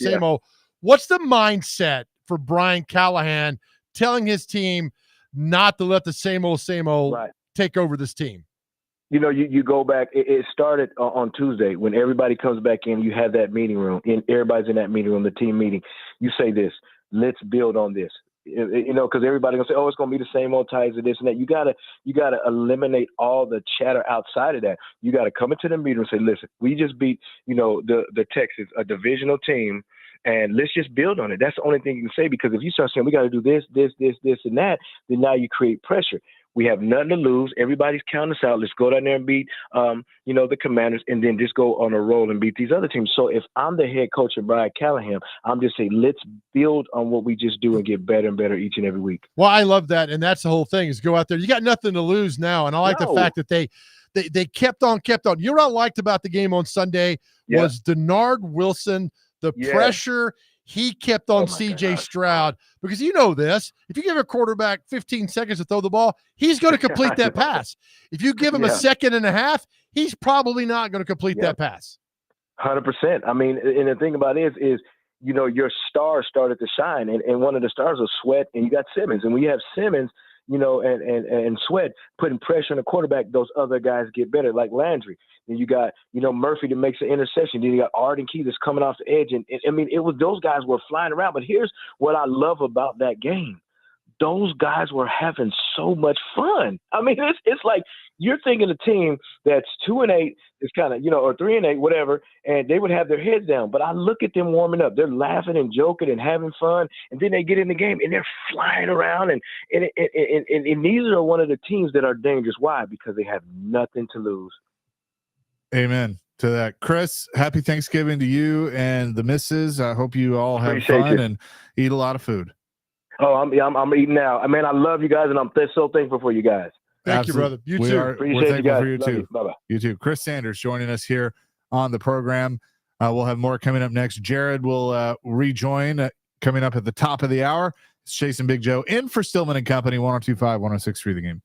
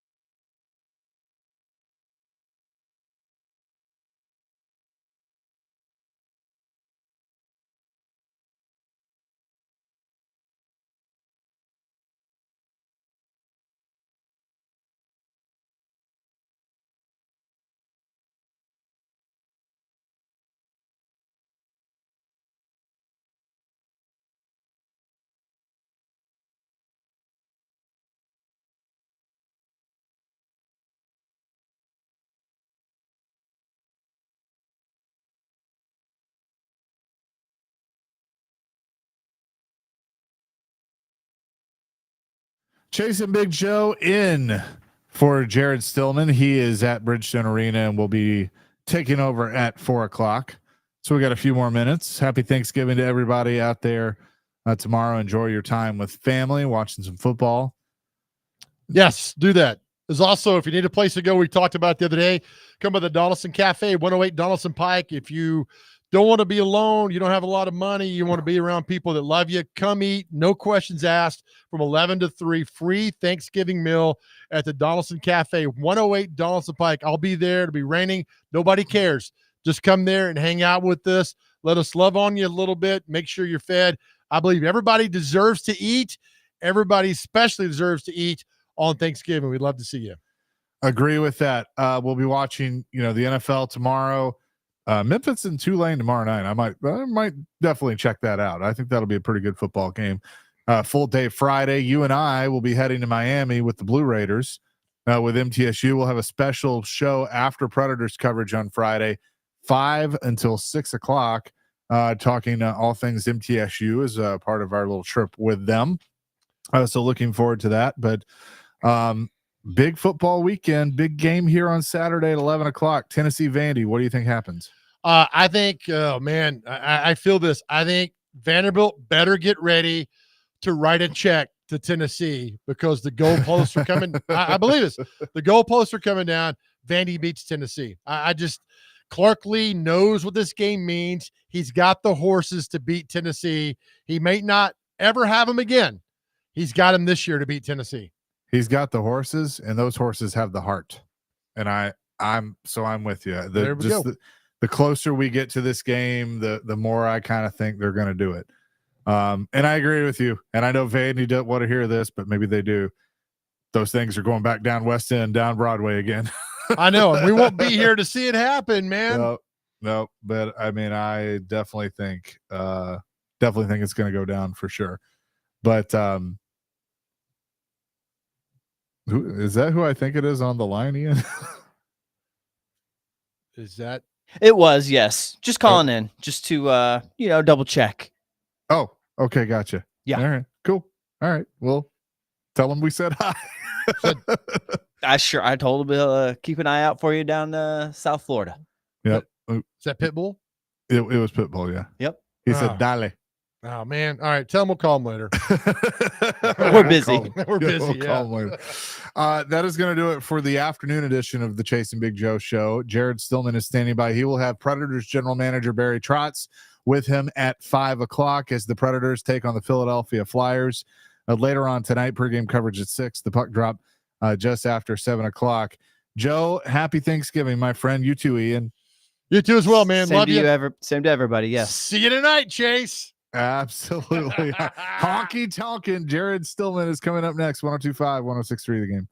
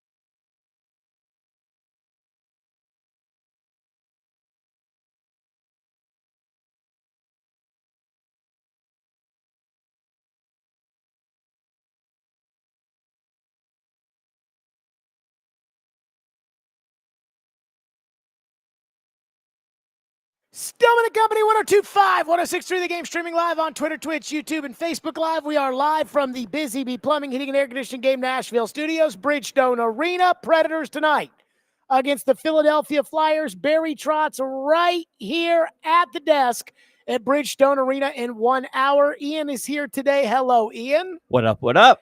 Thank you to Chase and Big Joe for stepping in. Had a little bit of a scheduling conflict there, and Chase and Big Joe did a fabulous job.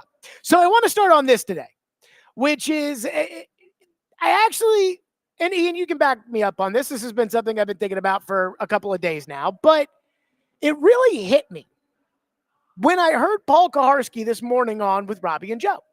And Robbie and Joe sat down with Paul and they said, Paul, do you think that Will Levis is going to be the quarterback next year?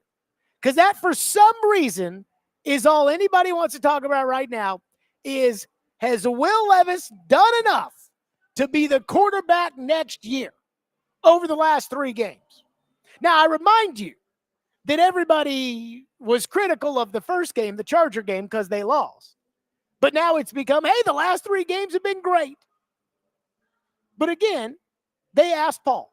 And Paul said, if he keeps playing the way he's played the last 3 games, yes.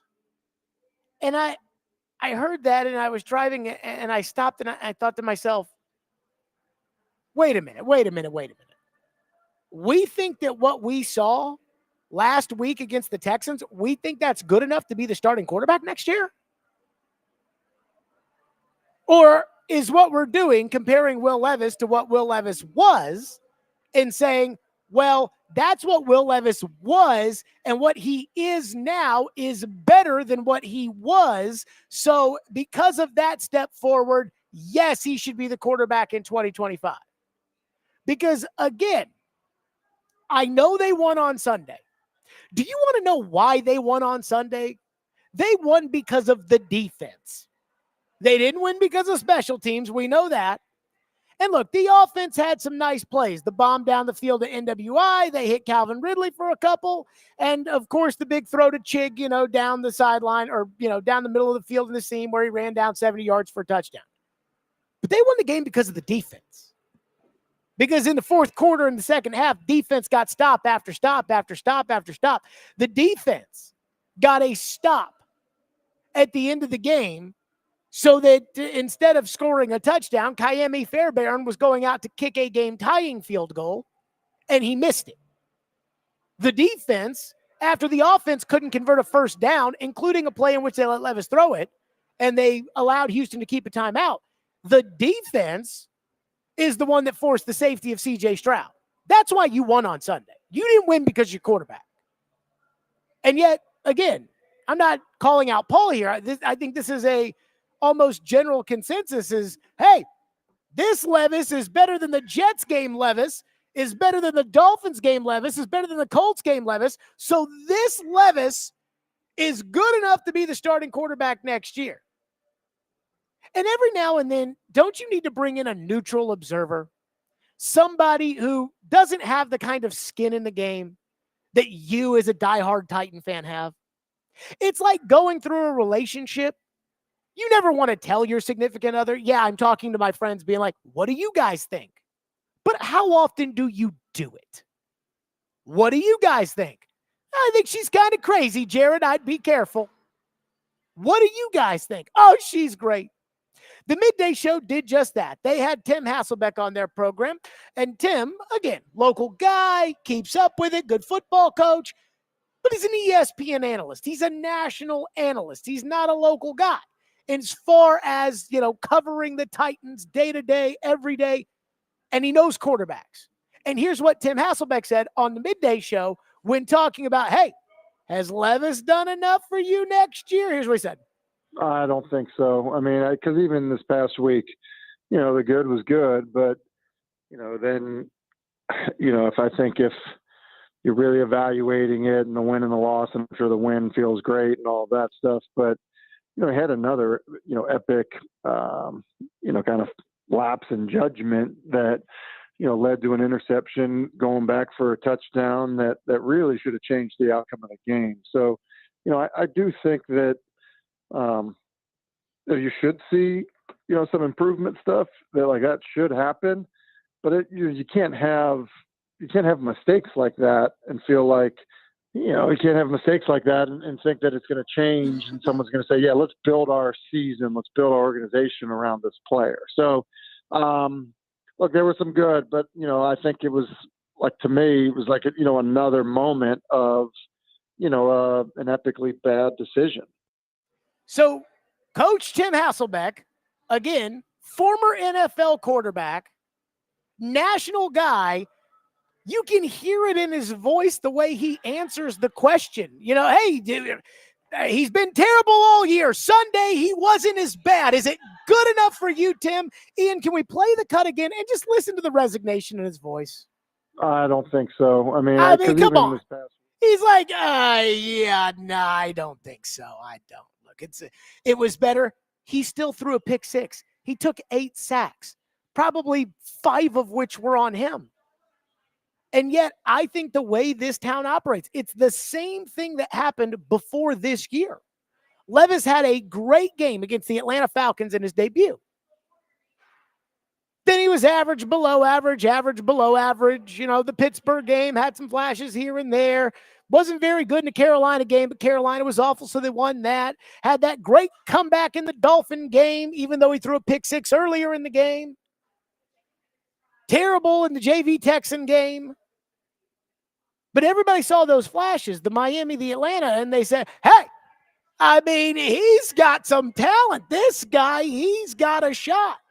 And that somehow, some way, transformed itself over the course of the summer to this city believing, well, Will Levis, he's going to be a franchise quarterback. Slam dunk, let Rand cook. I remember we did mock draft simulations where we would take the PFF mock draft simulator. And Ian, we must have run, 10 simulations leading up to the draft? Yeah, that sounds about right. Handful, for sure. And in a couple of those mock draft simulations. And the whole point of the simulation was to put you on the clock and say, okay, here's who's available. Here are the trades you can make. What should you do? And in a couple of those simulations, Drake May fell to the Titans with the 7th overall pick. And that led to this big topic about, okay, what do you do?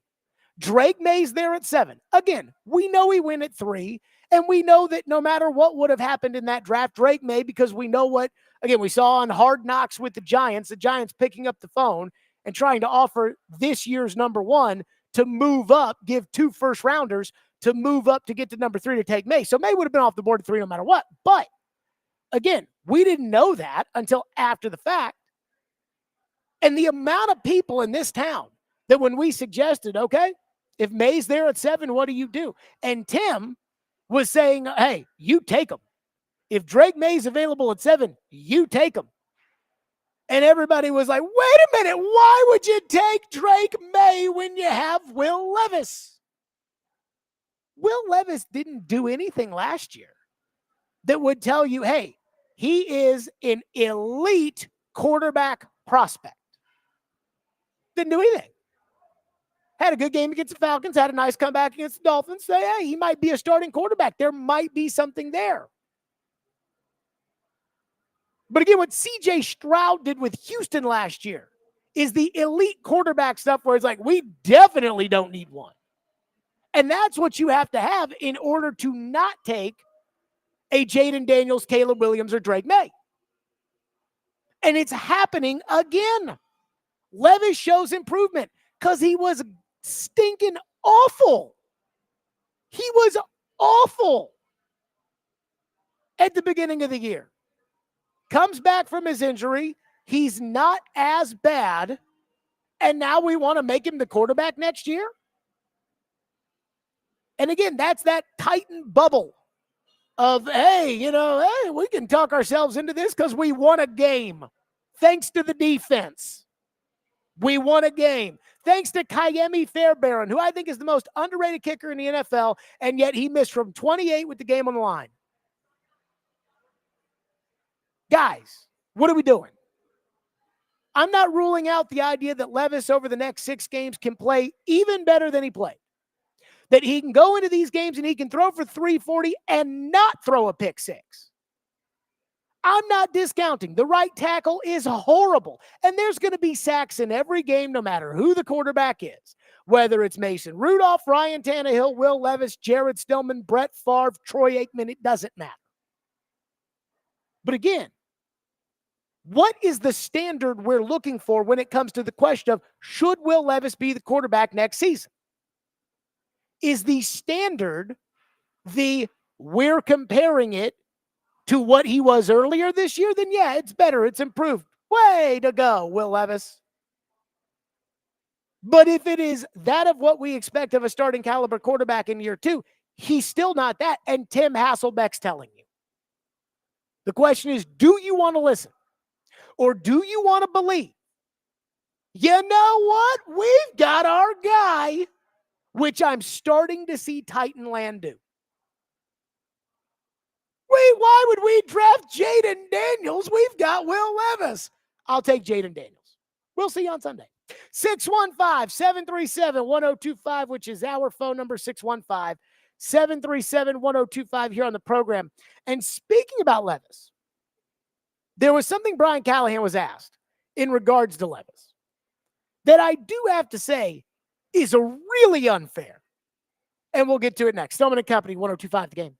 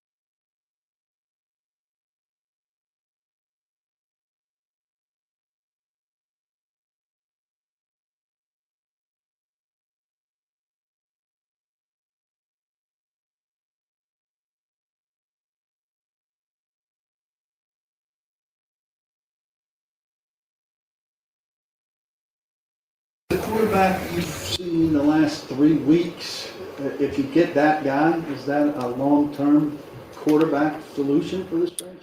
Yeah, I hesitate to make any proclamations of anything like that, but I've just been really happy with the way that Will's progressed. He's played winning football from that position really over the last 3 weeks, and it's just like to see it continue. And I think there's some things for Will that he can do better. There's a couple of things, just even progression-wise for him, or getting his eyes to the right spot faster, to where he could play really well. He played a really good football game. I think there's another level for him when it comes to finding the completion, taking less sacks.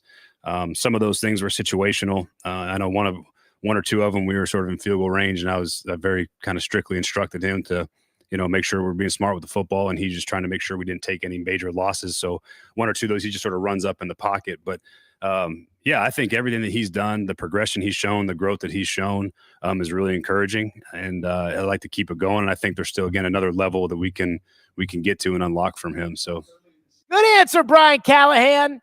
But again, the crux of the question there was, has he shown you enough in these 3 games to make you think he can be the starter next year?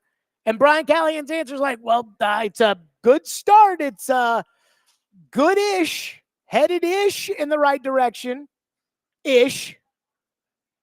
But I actually have got to say that to me, and I know that it's not going to be the first time Callahan gets asked that, and it is certainly not going to be, the last time that he gets asked that about the quarterback for next year and everything else. And can I just tell you, I think that is so incredibly unfair to ask Brian Callahan. I'm going to tell you why. It's not his decision. He's in the room when they decide it. Maybe they listen to what he says. He gets a say-so, but it's not his call. When it comes to the quarterback, it's the owner's decision, period. Every team, every sport, although quarterback is only in, the NFL. But every team, every large market, small market, with the exception of the Green Bay Packers, it is always the owner's choice at quarterback. Did you notice who released a statement when Daniel Jones got released last week by the New York Giants? John Mara, the owner. Wasn't Joe Shane, wasn't Brian Dable, wasn't. And again, when it comes to finding the quarterback or, telling the owner, hey, this quarterback, we've got him ranked as the number 3 guy. When it comes to giving an assessment of the quarterback, yeah, the GM, the coach, everybody's involved in on that. But when it comes to deciding who the quarterback's going to be next year, it's the owner's call. You just lay all the information out in front of the owner. So, number one, it's unfair because we don't know what the other options are. Right now, we know Daniel Jones will be out there. Mac Jones will be out there. Justin Fields will be out there. But that's it. That's all we know. We don't even know if Sam Darnold will be out there. I still think, given the quarterback market and the way this works, I think Minnesota is going to put the franchise tag on Sam Darnold, even if they don't intend for Sam Darnold to be their quarterback next year. Why? Because they're going to want to get a pick out of it. There are so many teams that don't have quarterbacks, like the Giants, like the Titans, again, you can go through the league. Does Indianapolis have a quarterback right now? I mean, they've already benched their guy. But again, in all these instances, the owner makes the decision. Brian Callahan's not making the decision. If Brian Callahan's asked, is Will Levis done enough to tell you that he could be the quarterback for next year? And he gets up there and he says yes, and the owner's thinking no, there's going to be a problem. That is not going to fly. The second thing with that is, again, what are the options? Everybody tells me Shedeur Sanders, Cam Ward, Shedeur Sanders, Cam Ward, Shedeur Sanders, Cam Ward. Well, if that's the case, then you may not be able to get one of those 2 guys based on Sunday. Because, again, the Raiders are probably taking a quarterback. The Giants are probably taking a quarterback. I know the Giants are taking a quarterback. They've decided they're going to the draft. Joe Shane, the general manager, was at Colorado's practice yesterday. There's a reason why the Giants paid Drew Lock $5 million to be the backup, only to not put Drew Lock in there when they decided to move on from Daniel Jones. They went with Tommy Cutlets, Tommy DeVito. And they did that because Tommy DeVito sucks. They're tanking. So they're picking a quarterback. And again, the Raiders, their coach came out today and called them the worst team in football. They're taking a quarterback team. So that win in and of itself takes away that option. Now, I haven't evaluated the other guys. I really haven't even evaluated Sanders or Ward, but I haven't evaluated the other guys. So when it comes to Jalen Milroe, who got his rear end spanked by Oklahoma on Saturday, or Quinn Ewers, who's never healthy, or Carson Beck, who spent half the season with his head up his ass, whoever it may be, again, they have to evaluate it and then compare it to Levis. When it comes to the free agent class, again, who's going to get to free agency?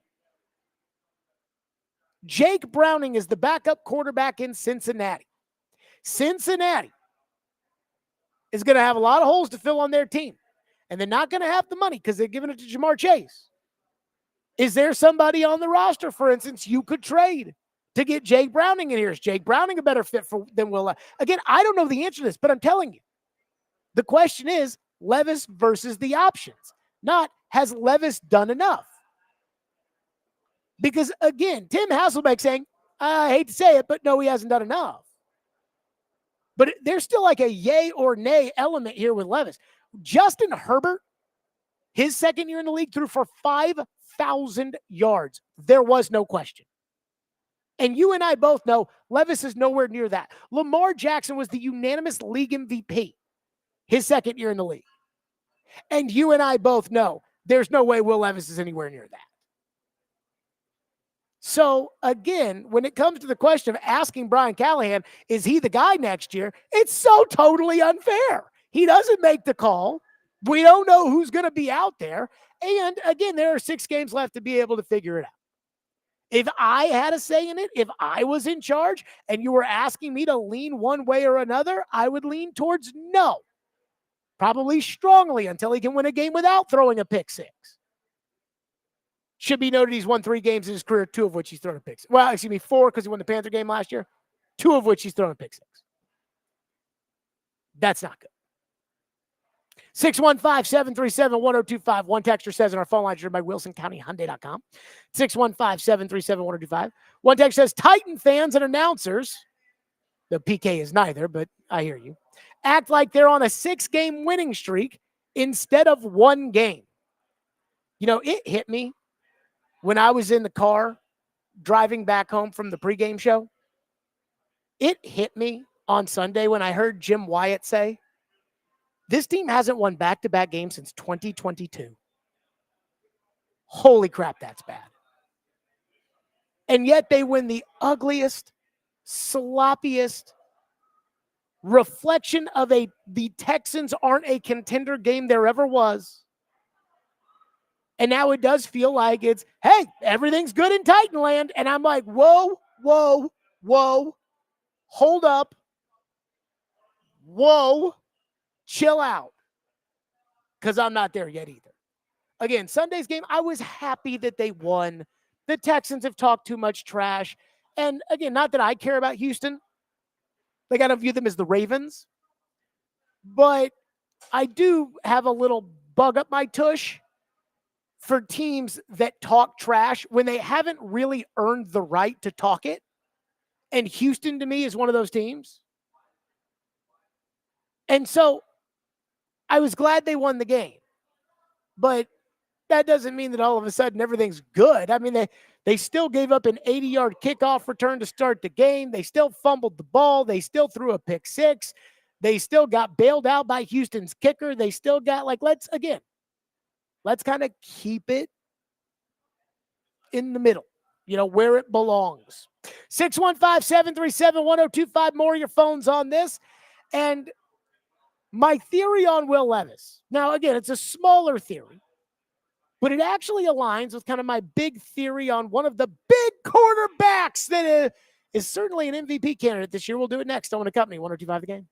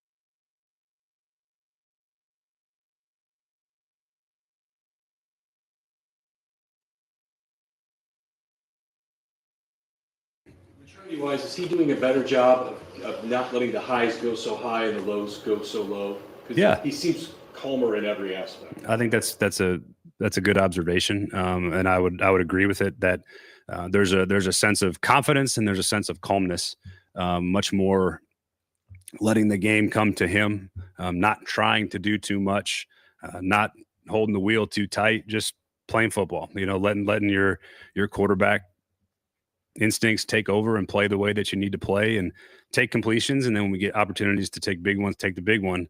But there's definitely been a growth in his approach to negative plays and his approach to his process. Those things have all been really encouraging. And when you get to the point where you get it tested, like he did against the Texans, where you throw a really critical spot, lose the lead, we're in position to go take a 2-score lead, and now we're down 1, for him not to really overly react and it was a bad play, and we got a whole lot of football left to make some good ones, and he did ultimately at the end of the game to help us win. So there's been a lot of growth for Will, I think, in a really short amount of time, and I think it's been really fun for me to see that from him, and really encouraging. Okay. So there's Brian Callahan saying, hey, everything's great. He throws the pick 6 and he turns up, doesn't let the game affect him, goes out, does his thing. I mean, hey, don't you think it's great? It's great. He recovered from the pick 6. Guess what? Against the good teams, you don't get to recover from the pick 6. I still think Sunday's game was about the Texans. I know we don't care about that here because we're, focused on the Titans. But at some point, you got to leave that stuff behind. But Jared, you compared him to Jordan Love and the Packers, and you said that last year Jordan Love grew throughout the course of the year. And aren't you seeing that with Will Levis? The last 8 games that Jordan Love played last year, excluding the playoffs, and we know he was fabulous in the playoffs last year when they curb stomped Dallas in Dallas and then they beat San Francisco. Excuse me, they lost San Francisco because of their kicker in San Francisco, but they curb stomped Dallas at Dallas. You guys remember that. The last 8 games, Jordan Love, 70% completion, which who cares? 269 yards a game, 18 touchdowns, 1 interception, 11 sacks. He was taking 1.4 sacks a game over the last 8 games. In the playoffs, Jordan Love, 5 touchdowns, 2 interceptions, 272 against the Cowboys, 194 against the Niners. I mean, those are big boy stats. 194 is not, a ton to write home about. But again, those are big boy performances where you're not throwing pick 6s, you're not fumbling the football, you're not taking 8 sacks, you're not in big time games. Again, the last 3 have been nice, but it's not the end all be all. And that's why, again, the comparison was Jordan Love became a $55 million passer over that time period. There is a difference. So when I hear people say things like, well, but hey, Jared, you said Jordan Love. I'm like, yeah. And that's how good Jordan Love was. He was throwing for 270 a game, and he threw 18 touchdowns and 1 pick over the last 8 games of the year. That's half a season. For Levis, in that time period, the 3-game stretch everyone loves, he's throwing for 249 a game. He's thrown 2 interceptions in 3 games compared to the 1 interception in 8 games, and he's averaging 7 sacks. That's not good. That's the kind of stuff that gets you beat. So congratulations, you won. Congratulations, he's not rolling the ball on the ground. He's not terrible. He's not throwing for 95 yards like he did against Colts. But we're talking about whether or not he's a franchise quarterback. And sometimes I feel like we're losing sight of that. 615-737-1025 here on the program. If you want to weigh in, one texter says, man, I wish you would have stayed wherever you were. You make everything so miserable. 1 minute in today, you literally made me feel miserable, says a texter. Well, happy Thanksgiving to you. Plus, in all seriousness, I mean, I'm miserable, so misery loves company, so I can't be upset about that. One texter says, watching Levis is like having a bad girlfriend. She's bad 80% of the time, but her 20% good behavior does not warrant keeping her around another year. Boy, I tell you, I've been through some of the toxicity that we're talking about. I've experienced that both in girlfriends and in quarterback play. And I can tell you right now, neither is a place you want to be. Like, I'll just tell you right now, neither is a place you want to be.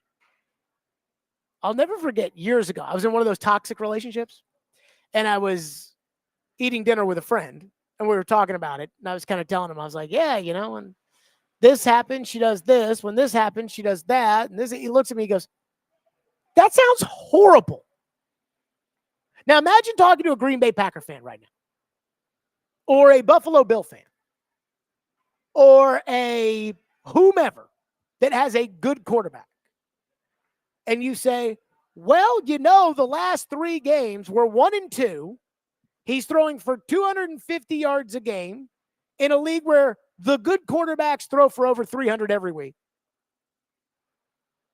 He's thrown only 2 interceptions in those 3 games.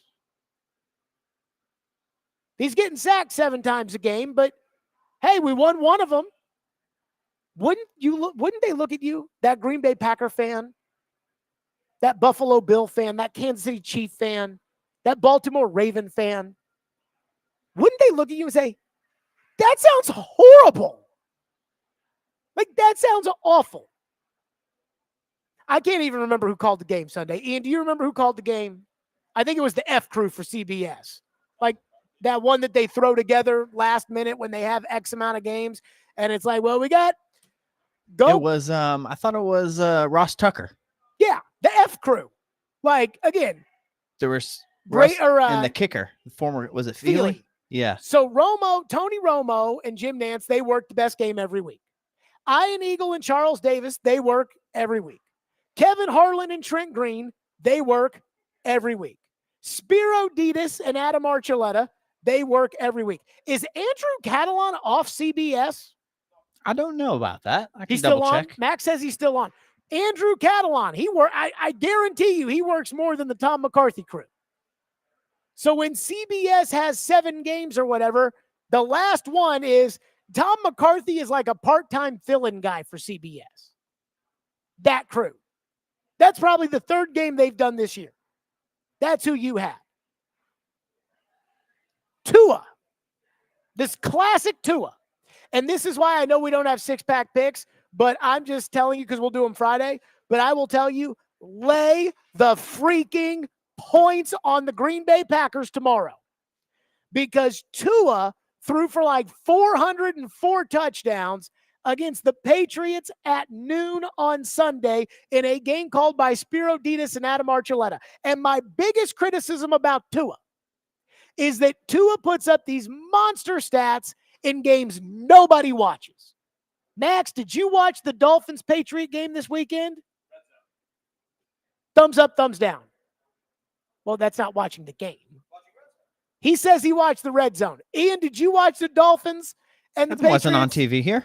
Thumbs down. Nobody watched that game unless you saw the snippets on Red Zone, which were, there's Jalen Waddle running 80 yards down the field. Yep, this is the 7:20 NBC Peacock game tomorrow night. Dolphins at Packers, Green Bay -3.5. This is the game that Tua always craps his pants. It's always he's great against the bad teams at noon on CBS in the game nobody watches. It's going to be a little chilly night And game. he's So we'll have to see. horrible. Prime time, #1 broadcast crew. Wasn't it like 2-8 over the last 2 years going into the season for Tua? Like, he's awful. Remember the Thursday nighter he played against the Bills? He was terrible. My point is, Will Levis played okay in a game against the Texans in which nobody watched. If Tua was playing quarterback, he'd have thrown for 500 yards. And yet, there are people that really are sitting there saying, like, this isn't that bad. This isn't that bad. And I'm sitting here saying, again, just like that toxic girlfriend conversation when my friend looked at me 5 years ago and said, that sounds awful. A Dolphin fan would say that to you. So let's, again, let's not get too carried away. Let's not get too carried away. Again, do you want a franchise quarterback or do you want an average quarterback? Because I can get you an average quarterback very easily. But as far as a franchise, that's what this was supposed to be. Can Levis become a franchise quarterback?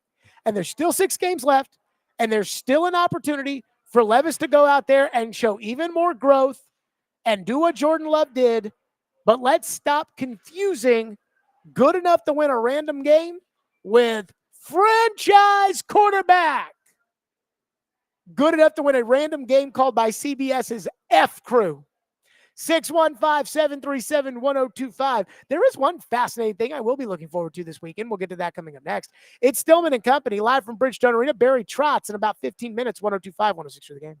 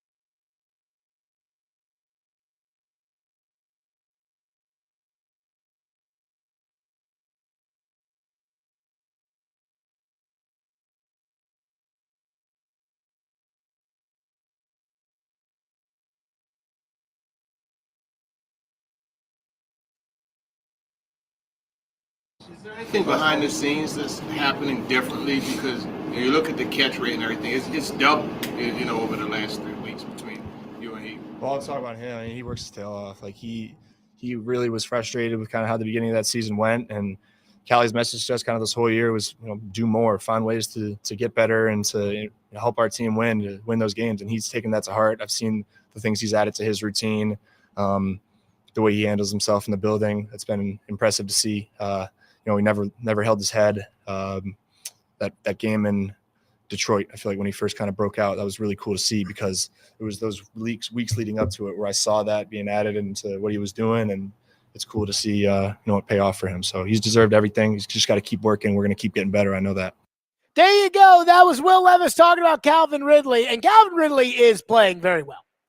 That is, and not only is Calvin Ridley playing well, but Brian Callahan talked after the game on Sunday about the Chig touchdown. And he said, if you watch the CBS broadcast, the F team was telling us they have got to put Stingley on Ridley. They have got to take Ridley out of the game. They have got to, and Callahan said on the Chig touchdown that what happened was the entire Texans defense was worried about Ridley and they double teamed him and everybody went to that side so that when they went to Chig on the backside, he could just run down the field because everybody with the Texans went to the other side. So there is something to be said about the Ridley performance, which was very, very bad and has now become very, very good, which is something I am looking forward to other parts of the team going from very, very bad to very, very good. Phone line driven by WilsonCountyHyundai.com. One texter into the text line says, you wanted Brian Callahan to encourage Will Levis last week, and now you don't? ? First of all, I wanted Brian Callahan to encourage Will Levis 3 weeks ago, not last week. So after the Charger game, which I thought was a good game, and nobody thought was a good game, even though his quarterback rating was the highest of the 3 games that now everybody says show fundamental growth, I thought Brian Callahan should have made the narrative after the Charger game about, look how well Will Levis played. Instead of saying, well, some of the sacks were on him, some of the sacks weren't on him. He's got to get the ball out on some of them, and he's got to. But instead, I was amazed at how the talk after that game was still that Levis sucks. And I was like, that's the best he's played all year. And again, I said, Brian Callahan should get out there and encourage it. I'm not saying today Brian Callahan should get out there and tone everybody down when it comes to Will Levis. I'm saying when Paul Kaharski goes on Robbie and Rex Road and says, I think after these 3 games, he should be the quarterback next year. I think Paul should chill out. That's what I think. Those are 2 totally different things. And I'm not saying Paul speaks for the fan base, but I do think he does speak for a lot of people in the fan base that now want to sit there and say, that's our guy for next year. Now we can use our number 1 pick. Now we can use it on a right tackle, Jared. Now we can use it on the wide receiver from Missouri, Jared. Now we can, again, his performances haven't been good enough to justify him being the guy next year, no matter what. But that's different than what the coach should say. The coach is doing fine with what he's saying. I got no problem with what the coach has said so far this week. You are conflating the 2 things to be mad at me. I got it. One texter into the text line says, very few quarterbacks throw for 5,100 yards, which is 300 a game. You are exaggerating, says Ryan. Let me tell you something. When the Titans drafted Will Levis with the 33rd pick, because there were a lot of people that were talking about, okay, well, was, this a good value pick? Were you hoping, I hope he can be the next Ryan Tannehill while you already had Ryan Tannehill on your team? Were you sitting there thinking that? You know what? We've replaced Ryan Tannehill with Ryan Tannehill. What if Rand Carthon, in that disastrous press conference we had where he lectured the media to be positive, what if Rand Carthon, the day they drafted Levis, said, in our evaluation, we think he can be Ryan Tannehill? How would this fan base have reacted? Ian, I'm going to put you on the spot. If Rand Carthon that day had said, we believe that he can be the next Ryan Tannehill, how do you think this fan base would have reacted? if Levis would be the next Ryan Tannehill? Yep. They want better. They want better. So when you tell me that, only few quarterbacks throw for 5,100 yards, yeah, the elite ones. And that's what we want. We want the elite quarterback. When you draft a guy first round, second round, that's what you're looking for, is the elite quarterback. I mean, I don't see us sitting around here saying, God, you know what the Titans need? The Titans need Jalen Hurts. God, if we could just get Jalen Hurts. Nobody says that because nobody really wants Jalen Hurts. You want better than Jalen Hurts. You want Lamar Jackson or Justin Herbert or Joe Burrow. So this, is not good enough. Again, Jordan Love was throwing for 270 yards a game when he got hot last year. Levis is throwing for 250. One texter says that after beating the Rams, Tua is 1-5 in his last 6 primetime games. Boy, Tua. Oof. I mean, I feel bad for the guy because of the concussions. And, that's some scary stuff. But as far as this whole, you'll see Jared, he just threw for 18 billion yards against the Patriots in a noon kickoff game that nobody watched with Spiro Ditas calling it. Yeah, well, now you get the Green Bay Packers on NBC on Thanksgiving night. Not exactly the same thing.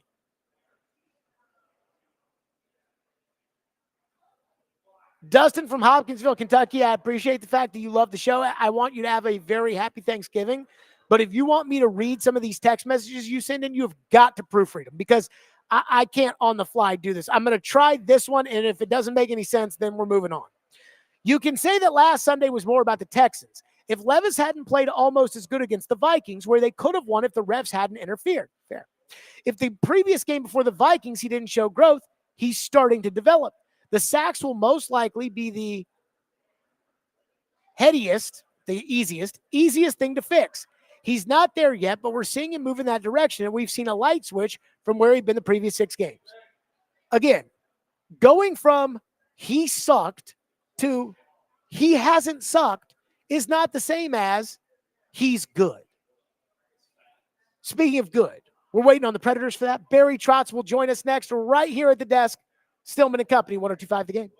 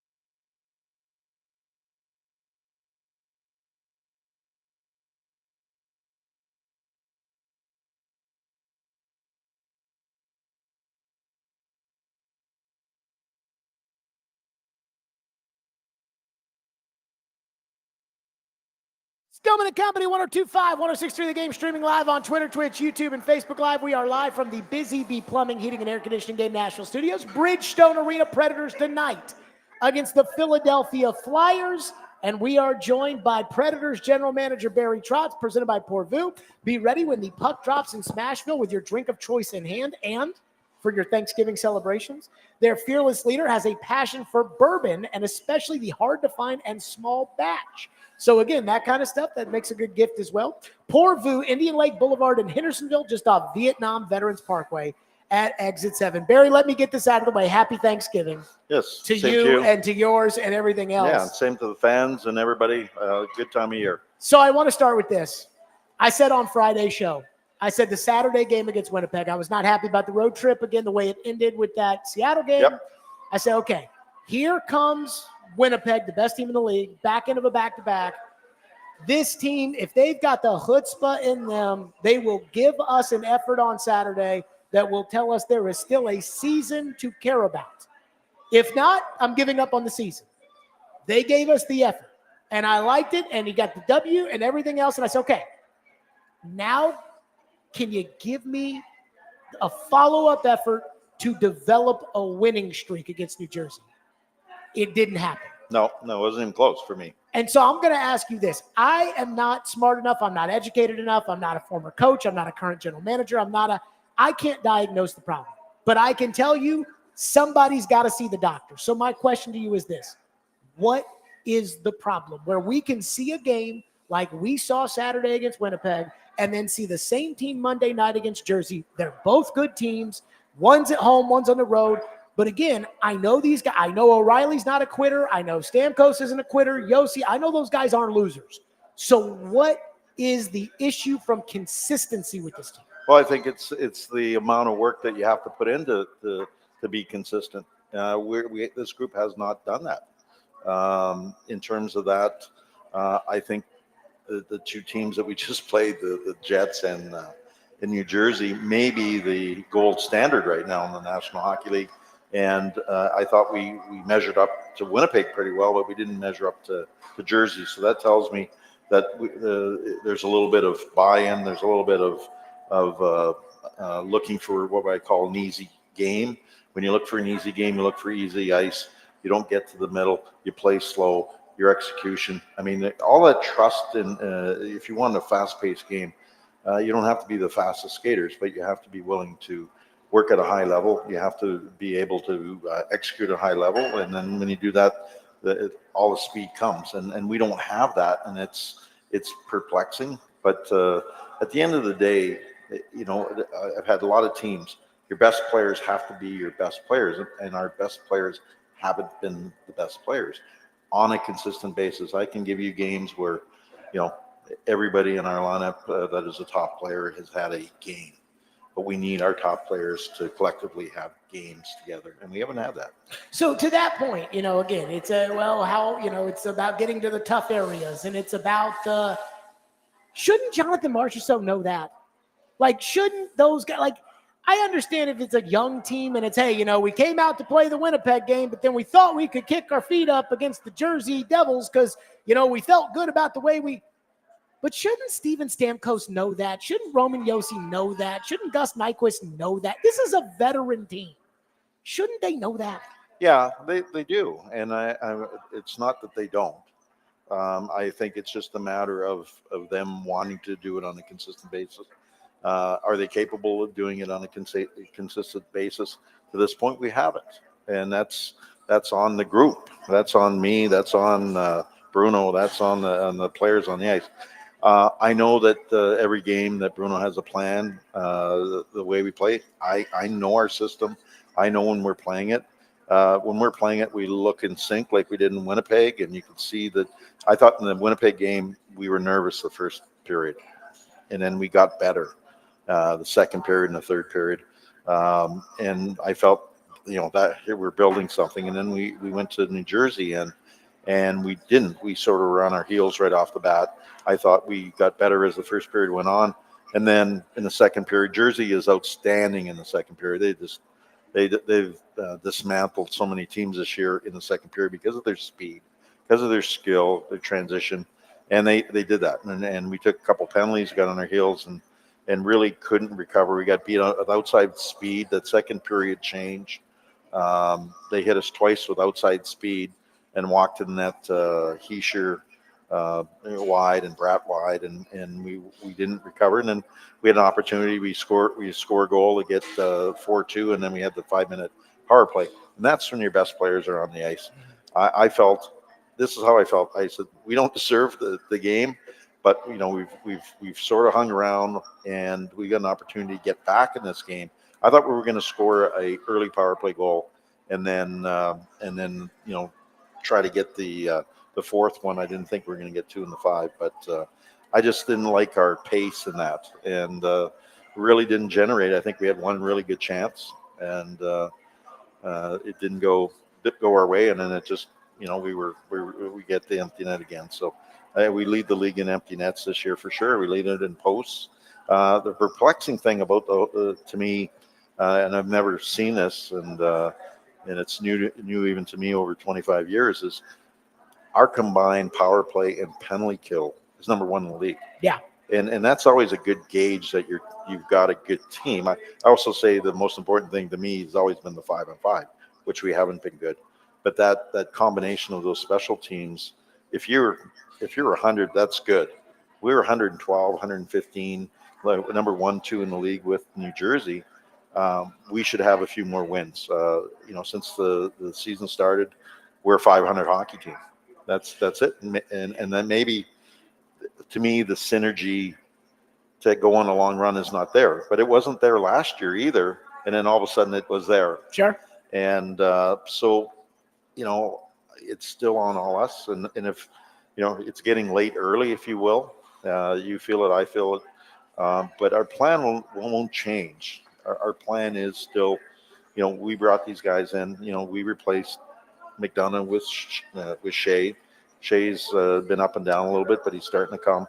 That was our replacement. And we tried to add 2 natural goal scorers to our hockey club that can make us more dangerous in our 5-on-5 game, and it hasn't. We've turned into violinists. You know, as I think Brian Burke uses that term. I heard him say we have a couple too many violinists, and the guys that don't play the violin want to play the violin.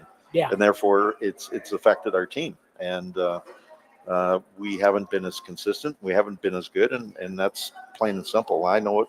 Everybody knows it, but I know that this team doesn't quit. I know that this team has more in it, and our plan won't change. You know, if this team goes on a run, I'll add and try to help the team, but I'm not going to do it at the expense of the future of this hockey club. So, and if it doesn't go the way we want it, then we're going to start the plan just a little bit earlier. That's all.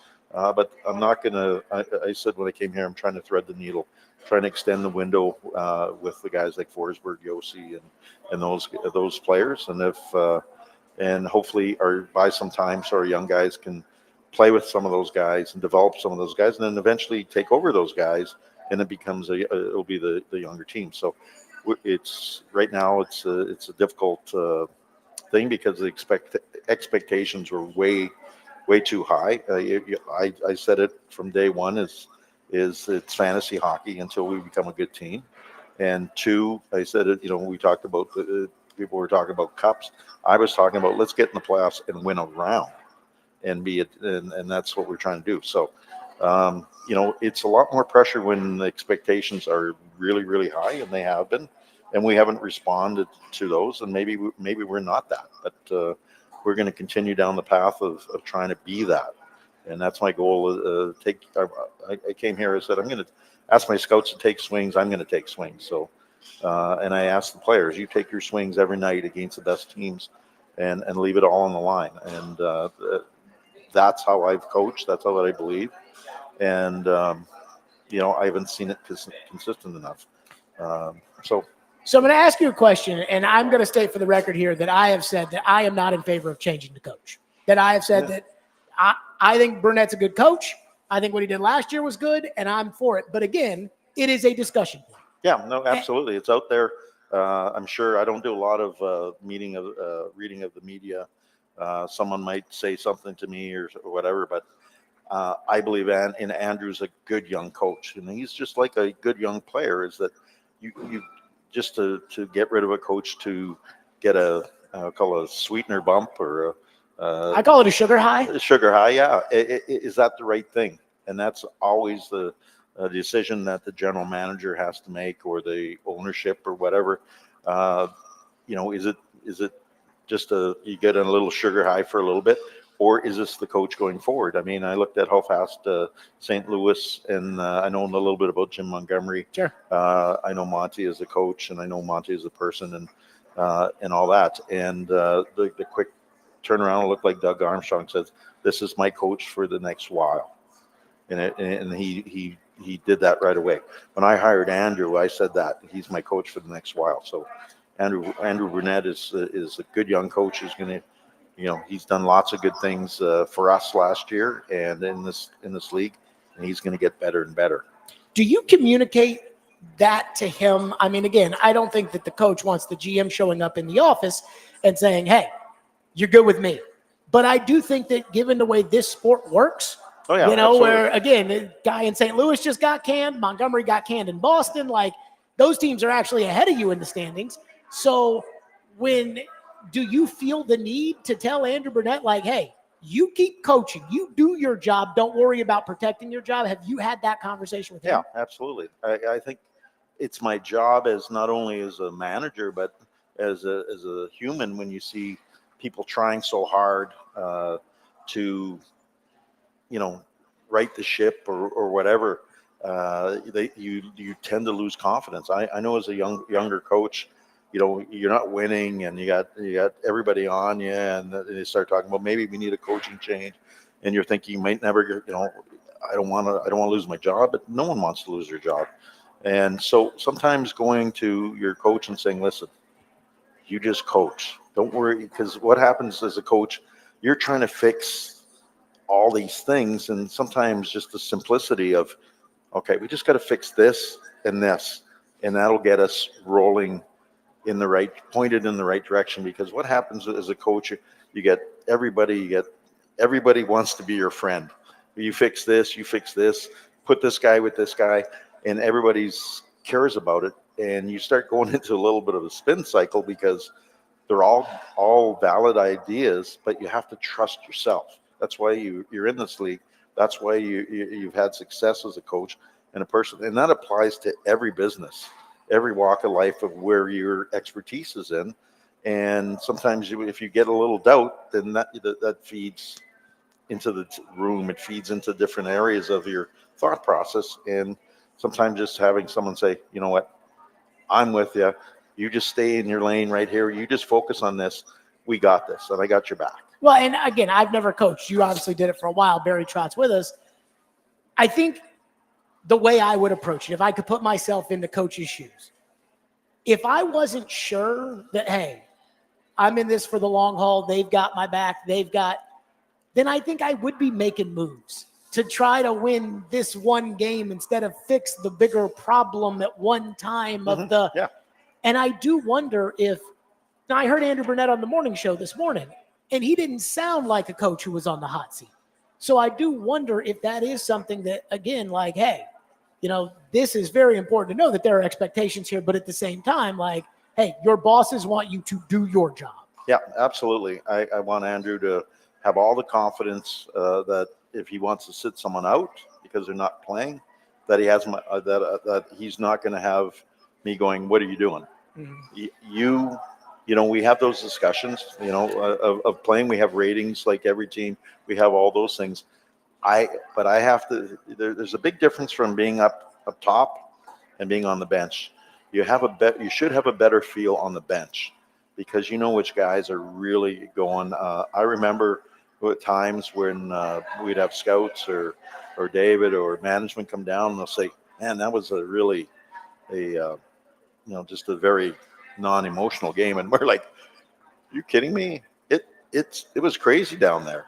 Because you're so far up there, it doesn't. A lot of the close battles you can't see from afar, and the emotion and the level. Sometimes those games that look like there's nothing happening, it's because both teams are playing really good, and there's no space, and they're grinding at each other. And when you get in the banter and all the stuff that is really said on the ice, and some of the chippiness and all that, it's hard to get that when I'm in the Eagles' So nest you're way up saying there. that some of those games, because there are some times where I'll watch a game, you know, and it'll be Right. a Thursday regular season game, and I'll watch the game. I'm like, this is so boring. Yeah. And sometimes that you guys down there are saying it is the opposite of boring.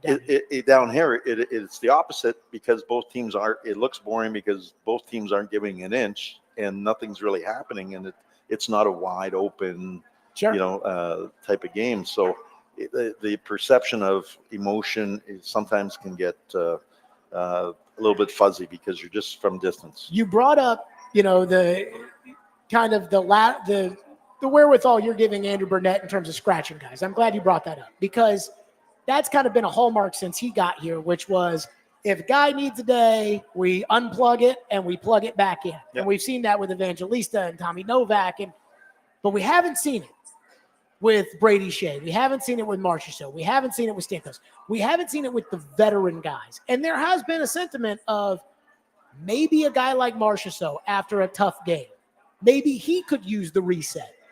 Is it different with the veteran guys than it is with, say, Zach LaRue? Well, it is. It is a lot. I sought out the greatest goal scorer of all time, Alex Ovechkin. I'm going to go down as the guy. And two things. When you do that, there's a lot of drama. You're seeing it in New York right now. There's a lot of drama. Who's Peter sit down? Well, he didn't sit down anybody, but I think the manager put out something, and there's some drama in New York with the veteran guys. There's always more drama with the veteran guys because I've done this. I should have a longer leash, all that.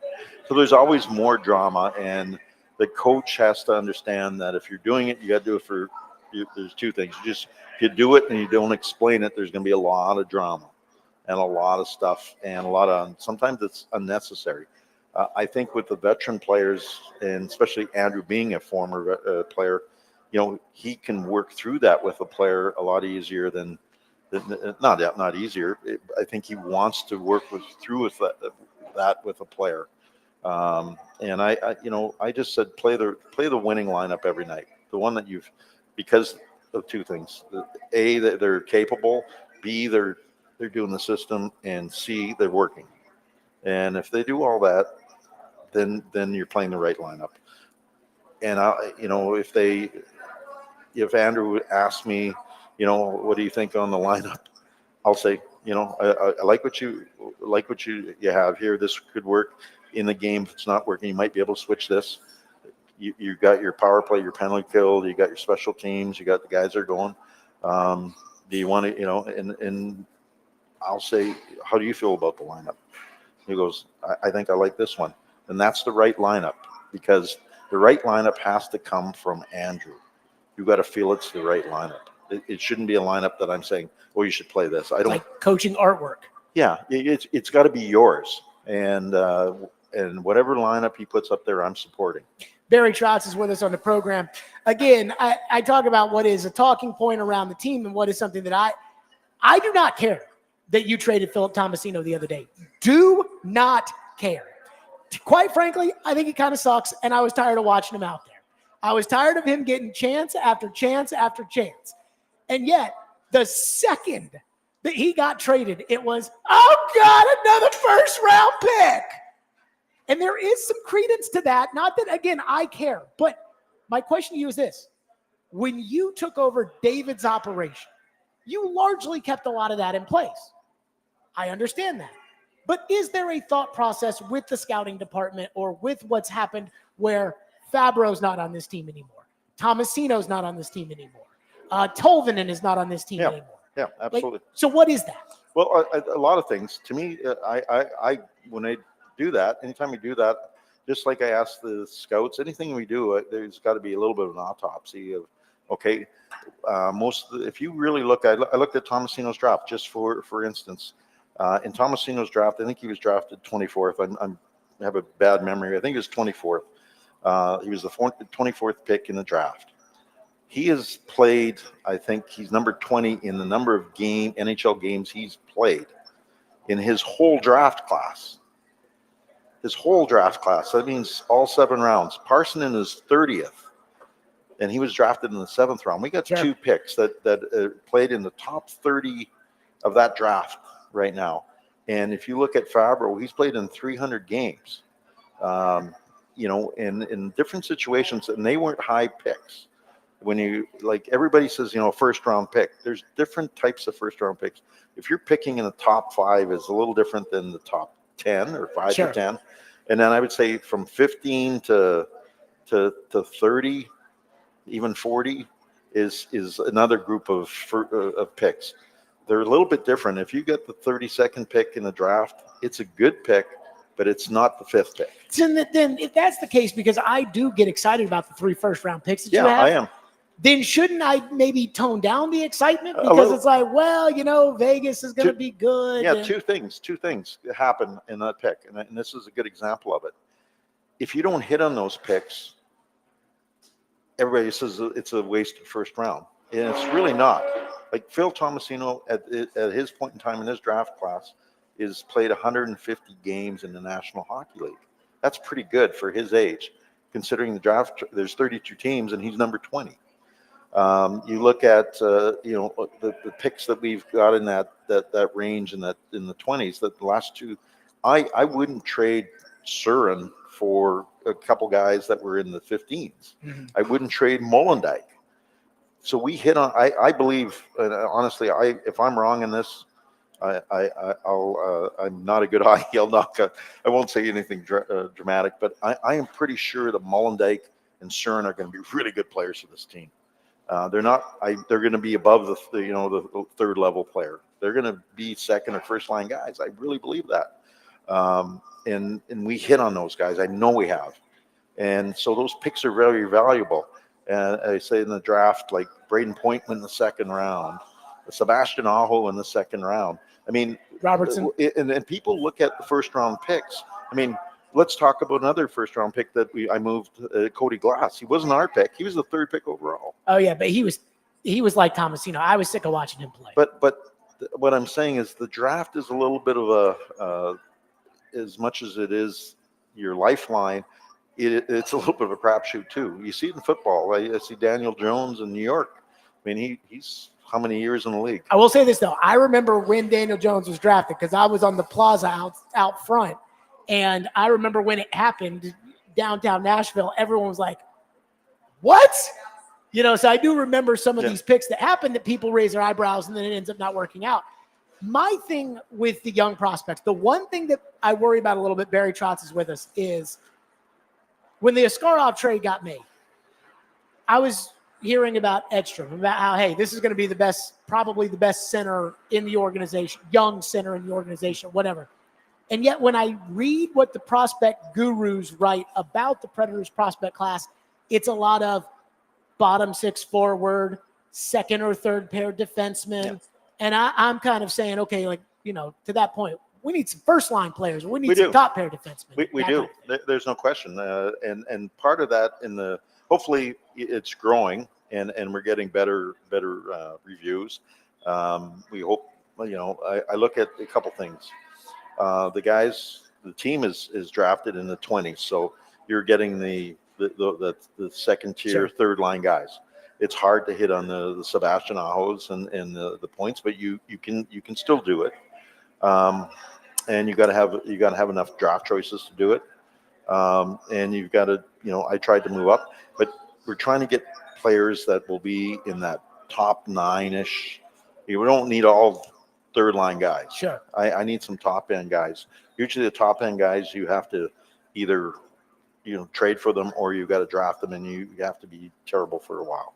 Like I watched young Celebrini, who was the 1st pick last year. He took a step last game. I think he got two goals. But when I say he took a step, I watched him and he didn't look like that young kid anymore. He looked like a young man. Mm-hmm. And that's scary for the rest of us because he was the 1st pick overall. And you look at a guy like Connor Bedard, who had a terrific 1st year. 2nd year is not as easy. And so it's the same thing that happens with those top guys. It happens with the Philip Tomasinos and people like that, where and it might be where you are in the organization. We were a team that's fighting for a playoff spot. Would I trust Mark Jankowski, who's 28, versus a 21-year-old Phil Tomasino or something like that? When I need every point to get in the playoffs. As a coach, I'm probably going to lean to the guy that I have a little more trust in. And that's where some of the teams that are at the bottom, they get to fill with all their top picks and young kids, and they get to play, but they don't develop as well too, because they're in survival mode, a lot of them. But the great ones will always survive. So on the injury front, we see that made a couple call-ups from Milwaukee defensemen. Should we expect Willsby in the lineup tonight? And what's the deal with Lazan? Yeah.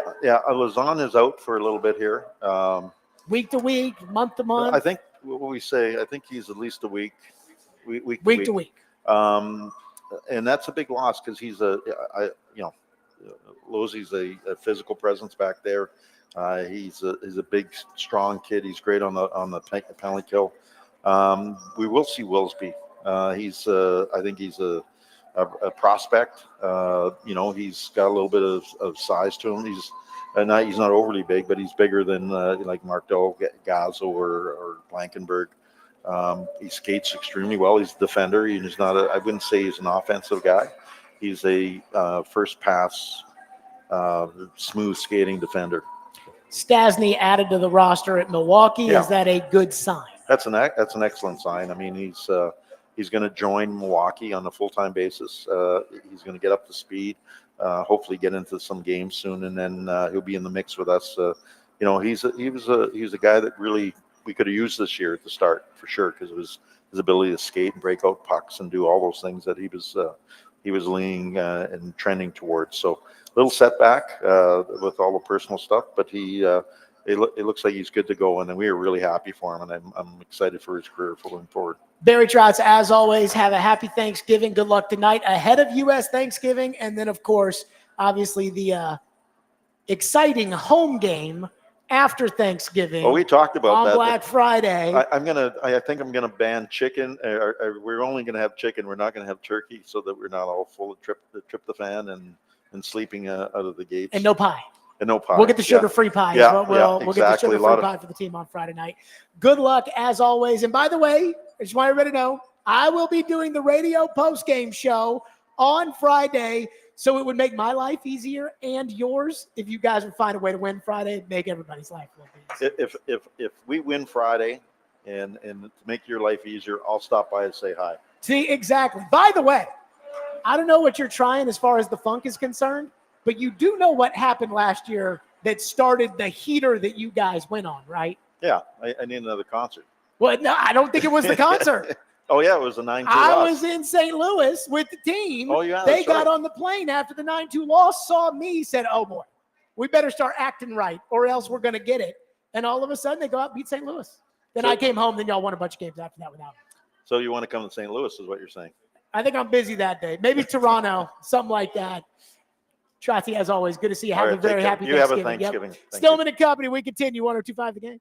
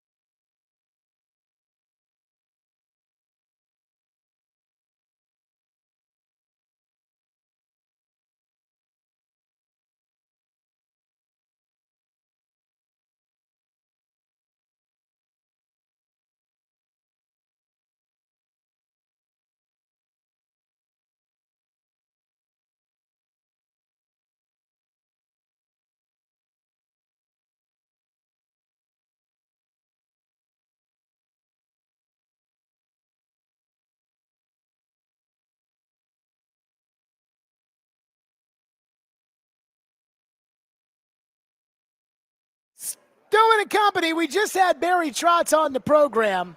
And let me say this.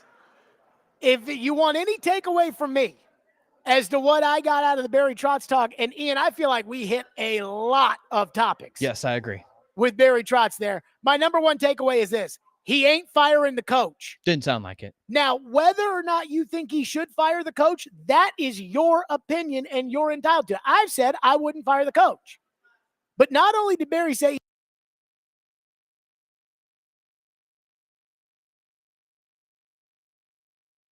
he's something we're considering, and I've told Andrew, whatever lineup you think is you want to put out there, that's the right lineup.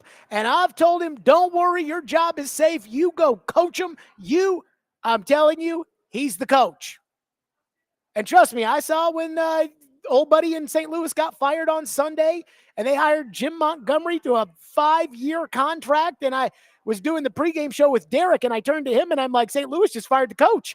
And he said, where's St. Louis? I said, they're 2 points ahead of us when talking about the Predators, which, again, I'm a fan. So is Derek. So off the air, I'll say us, not on the air. But this was a conversation off the air. Ian, I think that's allowed. Okay. I said, they're 2 points ahead of the Predators. And they fired the coach. So I get it, but he's not firing the coach. Second thing is, there clearly is a difference. This is going to piss Adam Vingan off. But there clearly is a difference when it comes to scratching a young player and scratching a veteran player, and Barry and Burnett know it. And Barry said it. Hey, there's more drama when you scratch one of the veterans. And it reminds me, John Hines got the job in 2020. And so before the COVID, he got hired, I think, in the middle of January, and the world shut down in March. And so in that small period, he benched Matt Duchene and Ryan Johansson. And I think we can say they probably deserved it. But Floyd said to me, he goes, this benching these veteran guys, you do that one time. And I think that's the way they look at it too. When Adam's like, bench Marchessault. I think, again, it's like, we can do it once. The other thing, I couldn't get too worked up about the Tomasino thing because I think Tomasino stinks. And I was tired of watching him play.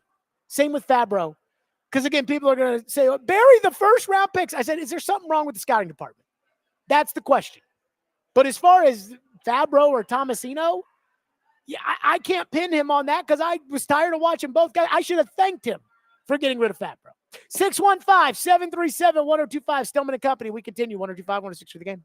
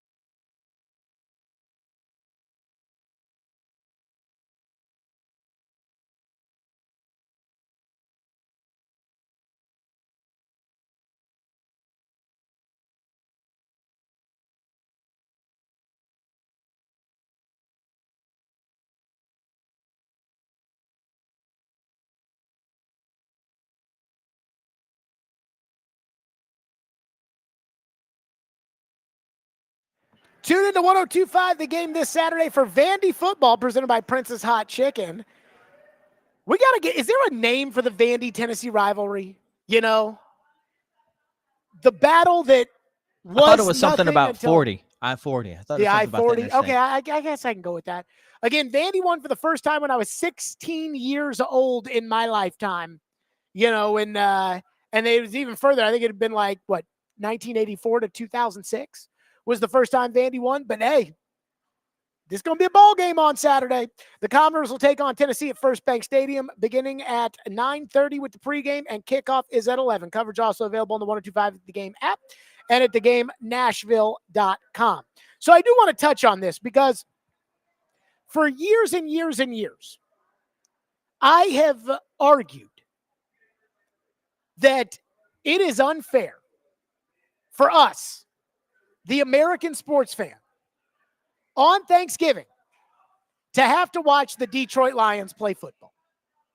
Now, you have to remember that I felt that way for years and years and years because for years and years and years, Detroit sucked. Well, now it's fun to watch the Lions. I know.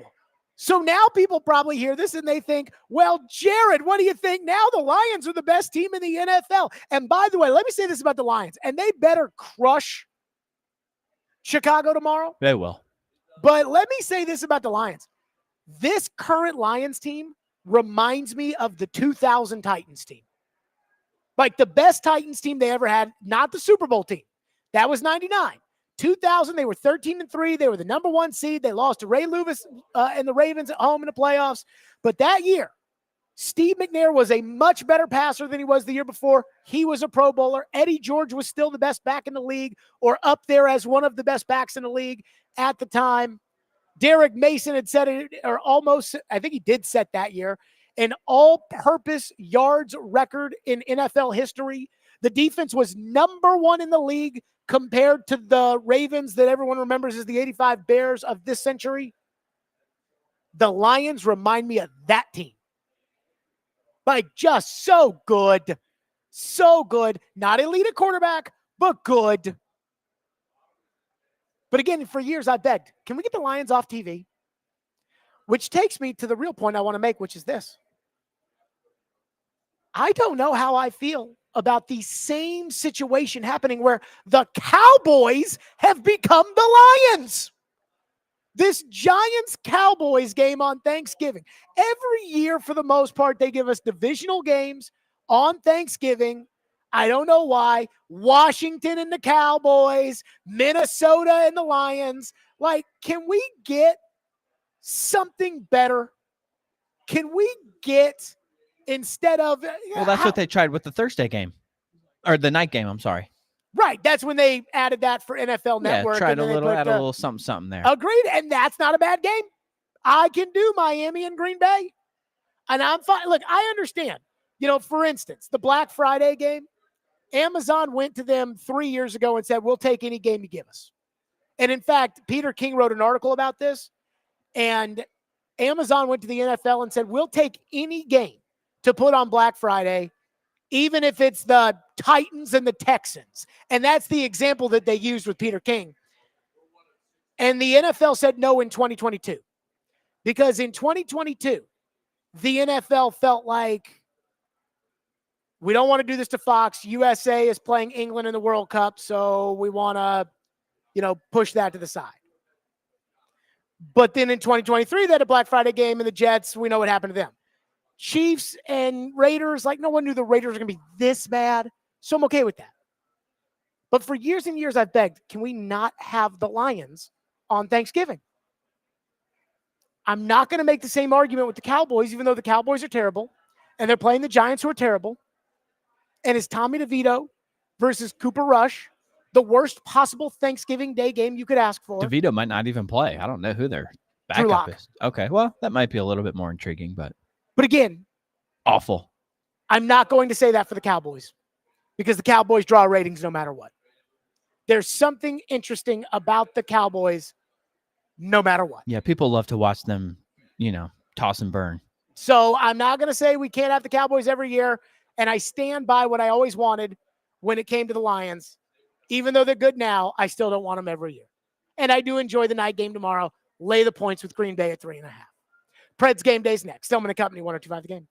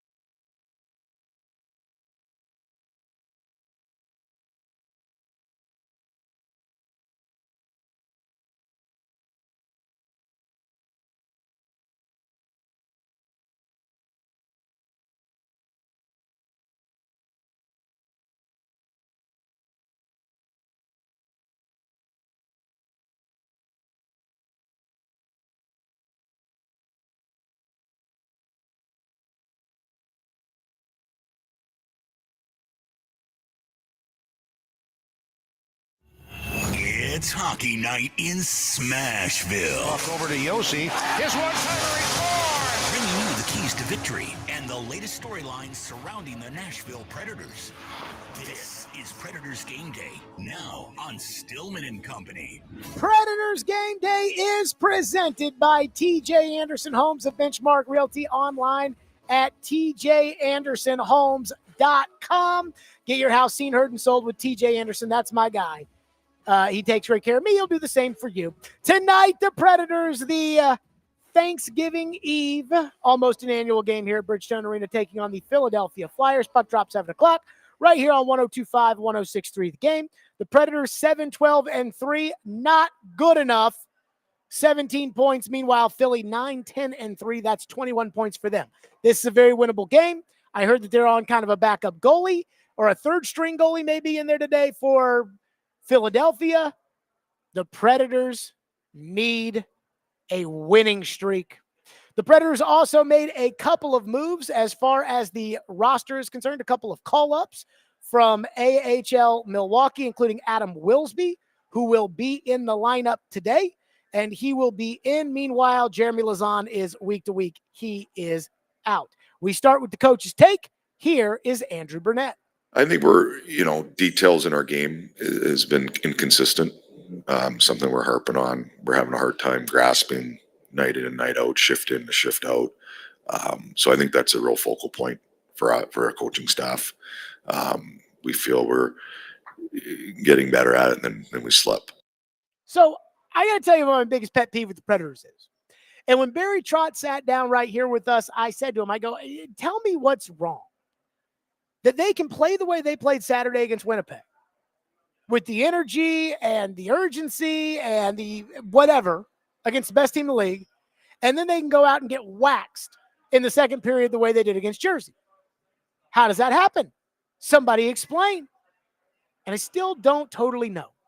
I still don't totally get it. I'm still not totally sure. But the reality is this. The Predators need a winning streak. They need a 4-gamer. They need a 5-game stretch where they go 4-0-1. They need a winning streak to get back in this thing. And Ian, where does every winning streak have to start? Tonight. Number 1. You can't get to 2 without number 1. Tonight against the Flyers. Should be noted, Friday we will have a special edition of Stillman and Company, 11-1 right here at Bridgestone Arena. And the Predators postgame show. Not sure they've won any awards like my award-winning pregame show, but the Predators postgame show will be hosted by me Friday night. That's right. Enjoy that as well. Stillman and Company. We'll see everybody at 11 o'clock on Friday. Have a happy Thanksgiving, everybody. Be safe. Enjoy time with your friends, your family, your loved ones, and we will see you back on Friday.